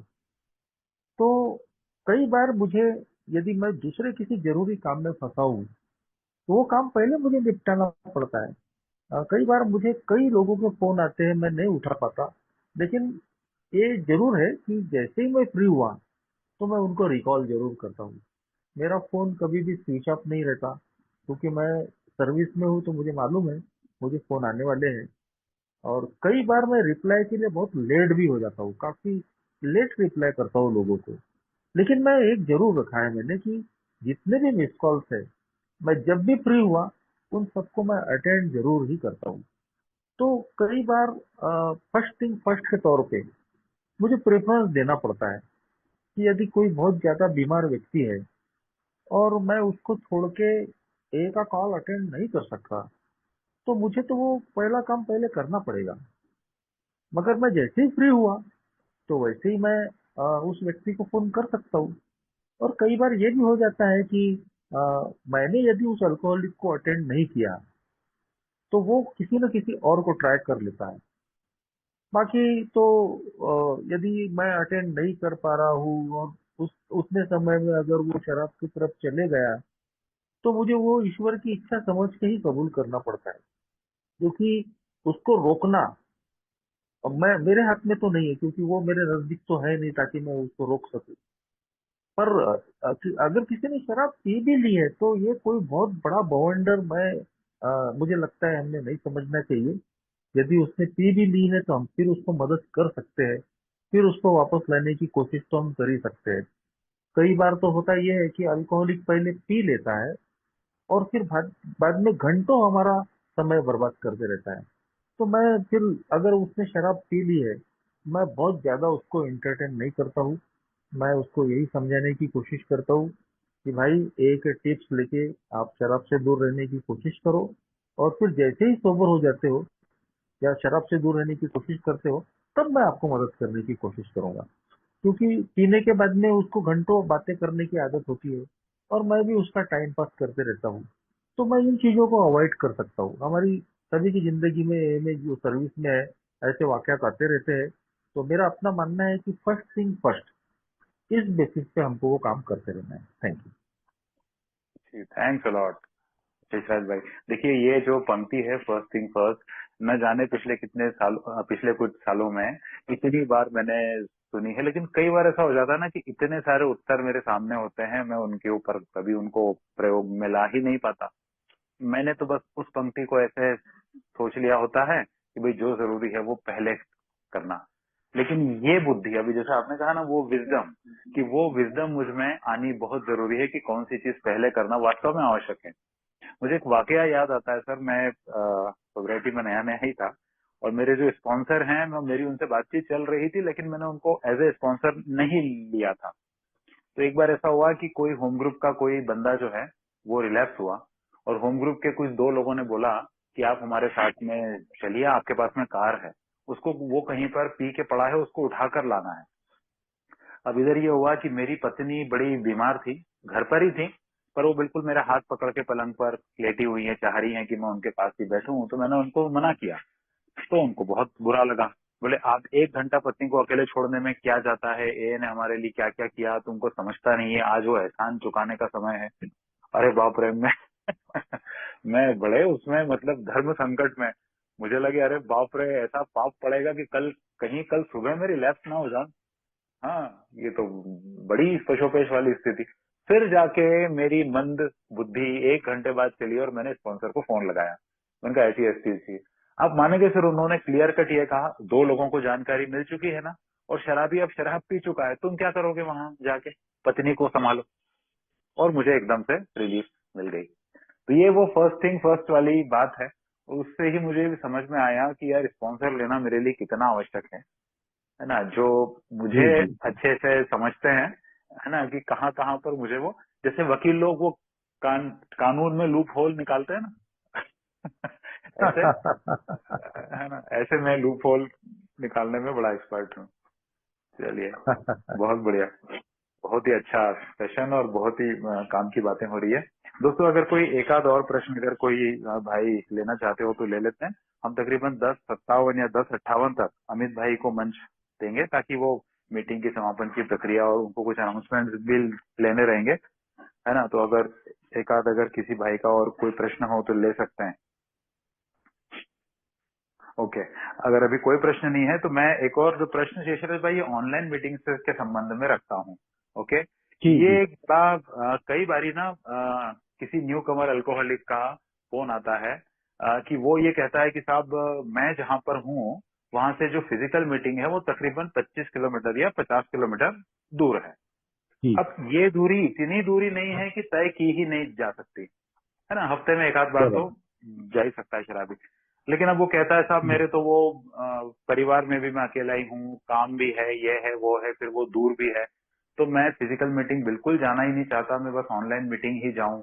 तो ये इसमें थोड़ा सा एक संतुलन किस तरह से बनाया जाए, है ना, क्योंकि वो शराबी बहुत जल्दी बस कैसे भी कर लेता है, अरे आपने तो डेली मीटिंग का बोला ना, तो मैं तो आ रहा हूँ डेली मीटिंग ऑनलाइन। लेकिन वो सिर्फ ऑनलाइन में वो फेलोशिप का जो टच है वो उसको मिल नहीं पाता।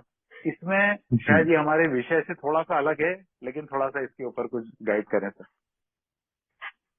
जी जी कैसा है कि सोबराइटी उस अल्कोहलिक की प्रायोरिटी है और जी उस प्रायोरिटी को ध्यान में रखते ही उसको काम करना है। हम तो उसको सिर्फ सजेस्ट कर सकते हैं, बाकी उसको अपनी सोबराइटी बरकरार रखने के लिए जो भी निर्णय लेना है वो तो उसको ही लेना पड़ेगा। हम तो मोटिवेट करते रहेंगे यार, थोड़ा सा मेहनत किया करो, हफ्ते में 15 दिन में 1 महीने में एक आध बार तो भी नजदीक पास की फिजिकल मीटिंग किया करो, तो हम तो मोटिवेट करेंगे। बाकी यदि उसको सही में अगर और ज्यादा डेवलप होना है, सिर्फ वो शराब की दूरी से ही खुश नहीं है, 12 कदमों को भी जानना चाहता है और ज्यादा मैच्योर होना चाहता है, तो शायद वो वहां से निकलेगा। अभी कल ही हमारे यहाँ 4 बर्थडे सेलिब्रेट हुए और वो लोग ऑनलाइन मीटिंग से जुड़े हुए, ऐसा वो मैसेज में ही डाला गया था, ऑनलाइन बर्थडे मीटिंग से जुड़े हुए सोबर लोग। ओके। एक महासमुंद से है, हाँ हाँ एक जी साकोली से है, एक तिरोड़ा से है। अब साकोली में ग्रुप है मगर वो मेंबर वहां जाना नहीं चाहते, बोलो कोई बात नहीं, आप ओके ओके। वो कुछ एनोनिमिटी का प्रॉब्लम है, उनको अनामिकता का है। तिरोड़ा में ग्रुप है तो फिर भी वो अपने आप को कह रहे हैं कि ऑनलाइन मीटिंग से जुड़े हैं। तो ये तो अब उस सदस्य की यानी इच्छा है कि वो किस तरीके से अपनी सोवराइटी को बरकरार रखना चाहता है। अगर वो ओल्ड टाइमरों के टच में रहते हैं तो ओल्ड टाइमर उनको बताएंगे कि भाई सिर्फ शराब की दूरी काफी नहीं है, आपको और भी चीजें चाहिए। तो सिर्फ जी और जमीन पे ए को भी बढ़ाना है आपको। ऑनलाइन मीटिंग में तो हम अपने आप को सोबर रख रहे हैं, मगर ए को अगर बढ़ाना है तो वो तो हमको जमीन पे बढ़ाना पड़ेगा। तो आप जहाँ भी हो जी वहाँ थोड़ा बहुत ये काम भी आपको करते रहना है। ए का कहीं तो भी फिजिकल ग्रुप जहाँ भी आप हो वहाँ शुरू करने की कोशिश करना राइट है। तो एक जी समय के बाद में हमको उनको यह समझाना पड़ेगा। कुछ लोग मानते हैं और कुछ लोग नहीं मानते, मगर वही है कि जब सही में अगर वैसा समय आ जाता है कि अब नहीं, हमको अपने आप को बचाना है, तो बाहर निकलना पड़ेगा, कुछ और ज्यादा करना पड़ेगा, तो वो आदमी फिर तो वो अपने बराबर करने वाला जी करता है, फिर कंफर्ट जोन से बाहर आना पड़ेगा, राइट सर। आना पड़ेगा। जी हाँ। जी जी। चलिए, बहुत बहुत आपका आभार, थैंक यू। नवल भाई हम्म। आपका हैंड रेज है, लेकिन आपसे मेरा निवेदन है कि अभी 11 बजे से 11:15 बजे तक भी हमारी मीटिंग चलती रहेगी। उसके पहले हम मीटिंग के समापन की प्रक्रिया लेंगे, तो आप हमारे साथ में प्लीज बने रहिए। शेषराज भाई, आप भी 11:15 तक बने रह सकते हैं सर? जी जी जी, जरूर। अरे वाह, अरे thank you, thanks a lot sir. तो नवल भाई, आप हमारे साथ में बने रहिए। वो जो पोस्ट क्लोजिंग वाला सेशन है, सुपर मीटिंग वाला, उसमें आपका प्रश्न ले लेंगे हम। जी अमित भाई प्लीज। जी हम रिज्यूम करें। Okay, thank you, thanks a lot all the friends. एक बार फिर से शेषराज भाई, आपका बहुत बहुत आभार। सच में एक एक बातें जो है ना, वो सुनने में कई बार बड़ी आसान लगती है कि भाई ये तुम्हारी सेल्फ फील है, ये मत चलाया करो, गॉड फील है, इस पे जाओ, तुम्हारा काम हो जाएगा। लेकिन साहब, जब पहले चलिए, जब जब तक ईमानदारी नहीं थी तब तक ठीक है, वो जब ईमानदारी आने लगी तब भी ये पशोपेश था। तो शेषराज भाई, बहुत बहुत आपका आभार कि बहुत ही अच्छे से ना आपने बड़े सिंपली एक सिंपल सा शराबी, जो यूं तो कॉम्प्लेक्स है लेकिन समझ का दायरा अभी भी छोटा है उसका, मेरे जैसे शराबी का दिमाग अभी खुला नहीं है, उसके लिए आपने चीजों को बड़े सिंपल तरीके से रखा। और एक बात तो समझ में आई आज के सारे प्रश्नों से और उनके उत्तरों से कि यार, विलिंगनेस मेरे अंदर थी, तभी मैं एए में आ पाया। और उसके बाद में भी ना, आज भी मेरे को विलिंगनेस रोज के हिसाब से चाहिए, तो तभी शायद मेरे में वो इतनी विजडम आ पाएगी कि मैं सेल्फ फील और गॉड बिल्कुल फील वाले बिल्कुल। मसले को समझ पाऊंगा। इसके लिए भी मेरे अंदर विलिंगनेस चाहिए। जी जी, थैंक यू जी। नवल भाई, वेलकम प्लीज। थैंक यू विवेक भाई। नमस्कार दोस्तों, मेरा नाम नवल, मैं एक शराबी। हाय नवल भाई। Thank you. मैं शेषराज भाई का बहुत धन्यवाद देना चाहूंगा कि उन्होंने इतने सरल तरीके से हमें समझाया गॉड्स विल और सेल्फ विल के बारे में। काफी अच्छी सोब्राइटी वाले लोग भी फंस रहे हैं। मैं खुद अभी 2-2.5 साल की सोब्राइटी है। गॉड्स विल और सेल्फ विल में अंतर जानने के लिए मैं एक क्वेश्चन, वही मैं छोटा सा क्वेश्चन था शेषराज भाई से कि जैसे जो हम प्रार्थना करते हैं उसमें अच्छे और बुरे का जो भेद वाली लाइन बोलते हैं, मैं उसमें ध्यान लगा के गॉड्स को बोलता हूँ कि अच्छा और बुरा जब हमें पता चल जाए तो गॉड्स विल तो पता चल ही जाती है। क्या ये प्रार्थना में वो जो लाइन सेल्फ विल और गॉड्स विल को डिफाइन करती है क्या शेषराज भाई? जी जी जी, बिल्कुल बिल्कुल बिल्कुल नवल भाई, बहुत अच्छा सवाल है आपका। और सही में मैं भी आज इस बात को मानता हूँ कि हमारे बहुत सारे प्रश्नों के उत्तर हमारी ये जो सेरेनिटी प्रेयर है ना, उससे हमको मिल जाते हैं। मैं तो बताया मैंने कि मैं बिल्कुल कंप्लीट नास्तिक हो चुका था और ए में आया तो मजबूरी में ही आया था शराब बंद करने के लिए। तो प्रार्थना वगैरह जो मैं करता था तो मैकेनिकली ही करता था, यानी लोग कर रहे हैं करके मैं कर रहा हूँ, वो दिल में नहीं उतरी थी। मगर जैसे जैसे एक ही मीटिंग में आते रहता रहा, मुझे उस प्रार्थना के मतलब समझने लगे। और एक ओल्ड टाइमर की जब मैंने इस प्रार्थना पे शेयरिंग सुनी, कैसे ये मुझे फायदा करती है, कैसे अंदर से एक करती है जो मैं बिखरा बिखरा हूँ। और फिर जब मैंने इस सेरेनिटी प्रेयर के शब्दों को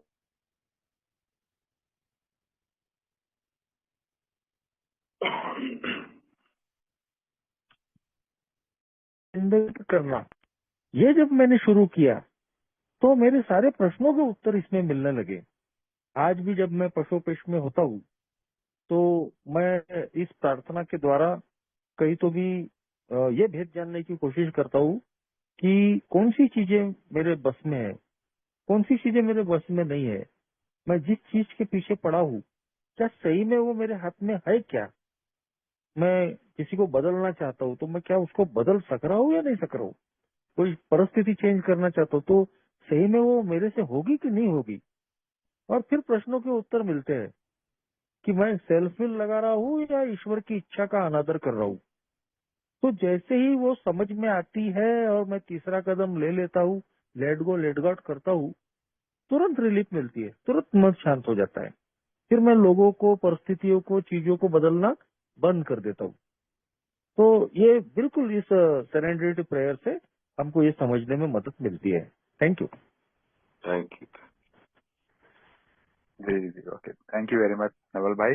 वास्तव में जो आत्म शांति प्रार्थना है हमारी सर, मुझे भी इसका अर्थ जो है वो मेरे ख्याल से वो स्टेप वर्क भी शायद आधे से ज्यादा हो गया था, तब मुझे इसका वो एक सही भाव समझ में आया ना कि शायद यही तो मैंने मेरे जीवन में अभी तक किया यार।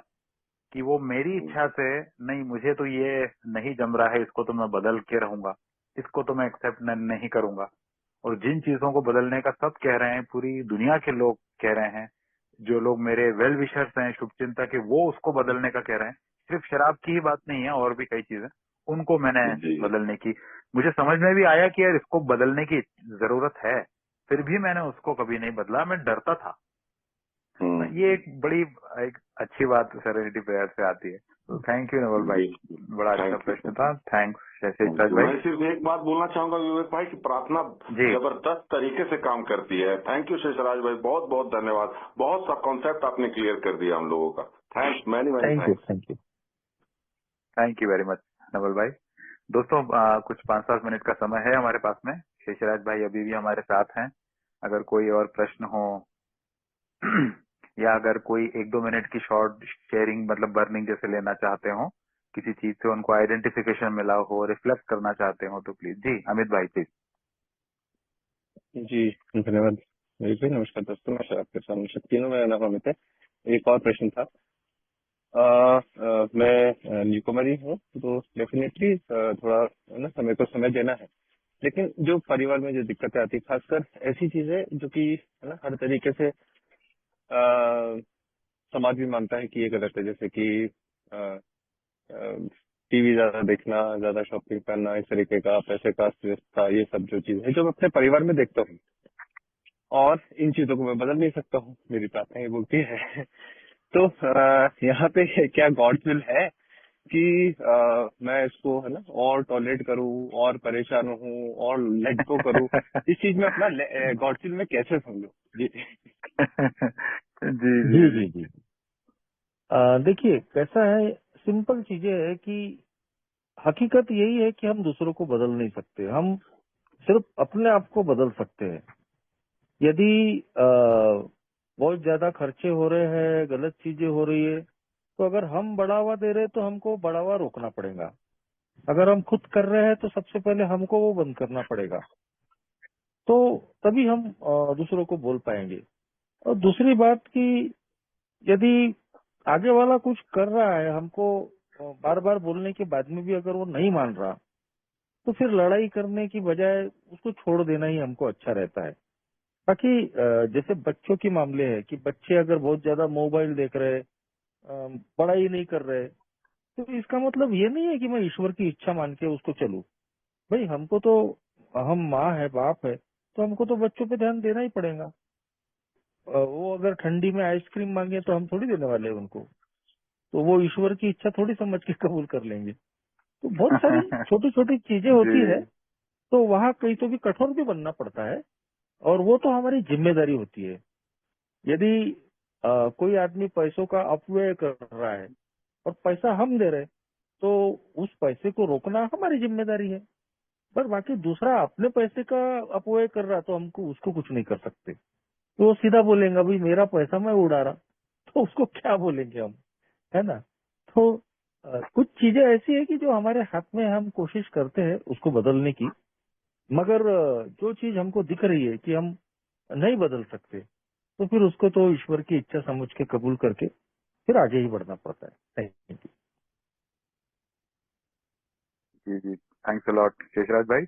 मुझे याद आता है, मैं सोब्राइटी में आया तब मेरी बेटी 10 साल की थी, और अपनी बेटी को ज्यादा टाइम देने के नाम पर मैं उसकी हर गैर वाजिब फरमाइशें भी पूरी कर रहा था।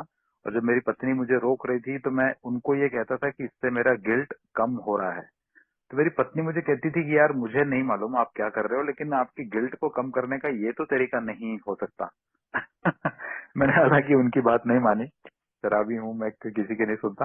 लेकिन हाँ, ये आपने जो बात बोली ना सर, बड़ा आइडेंटिफिकेशन मिला है कि वो कहीं ना कहीं शायद मेरा भी सेटिस्फेक्शन उससे आता है, और मैं उसको मजबूरी का नाम दे देता हूँ। और फिर जी, ये हमारी भी हुआ। ट्रेंडिसिटी होती है वो। जी जी जी एग्जैक्टली। और देखिए ये भी मजे की बात है कि उसके 2 साल बाद, है ना, जब मुझे सोब्राइटी में 2 साल हो गए थे, अब मेरी बेटी 12 12.5 साल की हो गई, अब मैं उसको ये भी कहता था मैंने तुम्हारे लिए क्या क्या नहीं किया। वो जब 2 साल पहले तुम्हारी फरमाइश गैर वाजिब थी, मन में कुंठा होते हुए भी मैं तुमको लेकर गया। ये है मेरे जैसे शराबी। एनीवेज चलिए, बहुत बढ़िया, थैंक यू अमित भाई। दोस्तों अगर और किसी का कोई प्रश्न हो तो प्लीज पूछ सकते हैं। ओके अमित भाई, शायद से ये थोड़ा सा उनका नेटवर्क वीक होगा, वो सुन नहीं पाया। एनीवेज अमित भाई अपन बाद में बात कर लेंगे। शेषराज भाई ने जो जवाब दिया है जी। अनंता भाई का हैंड रेज है। अनंता भाई जल्दी से अपना प्रश्न रख दीजिएगा, मीटिंग समाप्त होने में 2-1 मिनट ही है, प्लीज। जी थैंक यू एक भाई। नमस्ते दोस्तों, मेरा नाम अनंता है, मैं मेरा एक सवाल था और थोड़ा सा हमें कुछ दुविधा भी और डाउट भी था कि लोग ऑनलाइन मीटिंग के बारे में या स्पीकर के बारे में बोलते हैं कि बिहाइंड मतलब पर्दे के पीछे शेयरिंग कर रहे हैं। क्या पता वो सोबर है नहीं है, कितने दिन से प्रोग्राम लिया है नहीं लिया है, या फिर किताबों से वो पढ़कर भी बोलते होंगे। मैं भी खुद स्पीकर मीटिंग या फिर ये करता हूँ, तो ये सब बातें सुनते हुए मुझे थोड़ा सा लगता है कि यार मतलब ऐसा भेदभाव क्यों ऑनलाइन में और फिजिकल मीटिंग में, क्योंकि आइडेंटिफिकेशन तो मुझे दोनों जगह से मिल रहा है और मेरी तो जर्नी ही मेरी ऑनलाइन से हुई है, तो इसके बारे में थोड़ा सा मुझे जानना था। जी जी जी। अनंता भाई, हम दूसरों को बदल ही नहीं सकते। हर चीज को अच्छा बोलने वाले लोग भी होते हैं, गलत बोलने वाले लोग भी होते हैं, और हर चीज का उपयोग करने वाले भी होते हैं और दुरुपयोग करने वाले भी होते हैं। जैसा कि अभी विवेक भाई ने भी बोला कि ऑनलाइन मीटिंग के अलावा दूसरी मीटिंग ही नहीं कर रहे लोग, जबकि वो फिजिकल मीटिंग भी कर सकते हैं। जैसा नागपुर जैसे शहर में भी जहाँ फिजिकल मीटिंग उपलब्ध है, मगर उसके बावजूद लोग फिजिकल मीटिंग में नहीं जा रहे, नहीं ऑनलाइन से मैं सोबर हूं ना। तो ऑनलाइन मीटिंग जो है वो हमारी सोबराइटी के लिए ईश्वर ने एक मौका दिया है। हम सोबर हो रहे हैं उसमें, और उसमें कोई गलत बात भी नहीं है। मगर हमने साथ में फिजिकल मीटिंग्स भी अटेंड करनी चाहिए अगर पॉसिबल हो तो। अगर हमारा काम धंधा हमको परमिट नहीं कर रहा तो कोई बात नहीं। अब रही बात ये सारी चीजें, चाहे फिजिकल मीटिंग हो या ऑनलाइन मीटिंग हो, ये करना नहीं करना ये मेरी अपनी प्रियोरिटी यानी मेरा अधिकार है। मैं जो उचित समझता हूँ वो करूँ। अब जो लोगों की बात है, तो वो लोगों की तरफ मिसकंसेप्शन है कि अभी मैं चंडीगढ़ के ग्रुप में जुड़ा था, तो ओल्ड टाइमर हमारे अनिल के वो बोल रहे थे कि फिजिकल मीटिंग में वहां पर सेवा देने के लिए लोग नहीं है। जिसको भी बोलो वो बोलता है कि मैं ऑनलाइन मीटिंग कर रहा हूँ, सोबर हूँ। तो कहीं तो भी एक ए मेंबर को ये, और इससे क्या हो रहा है कि इससे एक गलत मैसेज जा रहा है कि लोग ऑनलाइन मीटिंग करते हैं ना तो वो फिजिकल मीटिंग ही नहीं करते, और इसलिए बहुत सारे लोग जो नए जुड़ते हैं तो उनको लोग ऑनलाइन मीटिंग का मैसेज नहीं दे रहे। यदि उसको आवश्यकता भी है ऑनलाइन मीटिंग की, तो भी कुछ ओल्ड टाइमर क्या करे, अरे नहीं नहीं वो ऑनलाइन मीटिंग का जोड़ दोगे ना तो फिजिकल मीटिंग में आएगा ही नहीं। ये सारे मिसकंसेप्शन इसीलिए हो रहे हैं, इसीलिए कुछ लोग इसके खिलाफ जा रहे हैं कि कहीं तो भी प्रॉपर तरीके से मैसेज नहीं जा रहा। अरे भाई, जहां मीटिंग ही उपलब्ध नहीं है, फेलोशिप ही नहीं है, वो बंदा ऑनलाइन नहीं करेगा तो क्या करेगा। लेकिन जहां ऑनलाइन मीटिंग, जहां फिजिकल मीटिंग उपलब्ध है, तो वहां हमने दोनों का महत्व बताना जरूरी है। अभी जो मैंने थोड़ी देर पहले बताया ना कि 4 लोगों के बर्थडे हुए, तो एक ग्रुप ने उनको मना कर दिया कि नहीं, तुम ऑनलाइन मीटिंग के मेंबर हो, तुम सोबर हो या नहीं हो, हम तुम्हारे बर्थडे सेलिब्रेट नहीं कर सकते। तो उन्होंने नागपुर के फिर दूसरे ग्रुप से परमिशन ली, और वो दूसरे ग्रुप में कल 4 बर्थडे बॉयज ने वो शेयरिंग किया। अब मेरा ये कहना है कि वो जो 4 बर्थडे बॉयज थे उसमें तिरोड़ा में ग्रुप शुरू है। अगर वो चाहते तो तिरोड़ा ग्रुप में वो बर्थडे सेलिब्रेट करते थे, 5, 50, 60 लोग वहां जरूर जाते थे, तो तिरोड़ा ग्रुप को स्ट्रेंथ मिल जाती थी। मगर यहाँ क्या हुआ कि कोई है जो अपना नाम चाहता था, और उसने उन लोगों को यहाँ लाकर अपना शो, जो हम तो शोमैन लोग हैं ना जी जी बिल्कुल। तो राइट सोचिए अनंता जी, इस तरीके से भी सोचिए कि उन्होंने बर्थडे मनाया, वो उनका अधिकार है, ग्रुप ने परमिशन दे दिया। मगर अगर वही बर्थडे अगर तिरोड़ा जैसे या महासमुंद जहाँ वो ग्रुप चल रहा है वहां होते, तो और कितना ए को फायदा हो सकता था। तो ये कुछ ए के सदस्यों की वजह से ही ऑनलाइन मीटिंग्स हो, फिजिकल मीटिंग्स हो, उनके बारे में कमेंट्स हो रहे हैं। मगर एक ए मेंबर होने के नाते हमको वो चिंता नहीं करनी है। उनको अपने कमेंट्स करने देने हैं। मुझे जहाँ अच्छा लगता है अपनी सोबराइटी के लिए उसको प्रेफरेंस देना है। Thank you. Thank you so much Sheshraj ji. Thank you Ananta भाई, थैंक यू शेषराज जी। दोस्तों अब मीटिंग को समाप्त करने का समय आ गया है। दोस्तों आप सभी का बहुत बहुत आभार। बहुत ही अच्छे प्रश्न थे यार। ये तो मेरी जैसे शराबी की ये समस्या होती है ना, कि मैं प्रश्नों में भी कई बार, ये मैं सिर्फ मेरी बात कर रहा हूँ कि प्रश्नों में भी मैं कई बार बड़ा सिलेक्टिव हो जाता हूँ कि ये प्रश्न पूछूंगा तो अच्छा लगेगा कि नहीं, वो प्रश्न पूछूंगा तो बच्चों जैसा बुद्धू तो नहीं लगेगा। तो वो अगर मेरे मन में होता ना तो भी इतने प्रश्न आते हैं, तो कहीं ना कहीं मेरे सारे डाउट्स क्लियर हो जाते हैं। और शेषराज भाई आपका फिर से बहुत बहुत आभार sir. Simplicity is the virtue. ये आज थैंक यू फिर से वेरी आपकी मच। Thank you. शेयरिंग से बहुत क्लियर हुआ। ज्ञान चाहे कैसा भी हो, लेकिन सर अगर वो सिंपल नहीं है तो मेरे काम का नहीं है। तो आपने बहुत ही अच्छे से सिंपली समझाया। Thank you very much sir. Thank you Amit भाई। Thank you all the friends.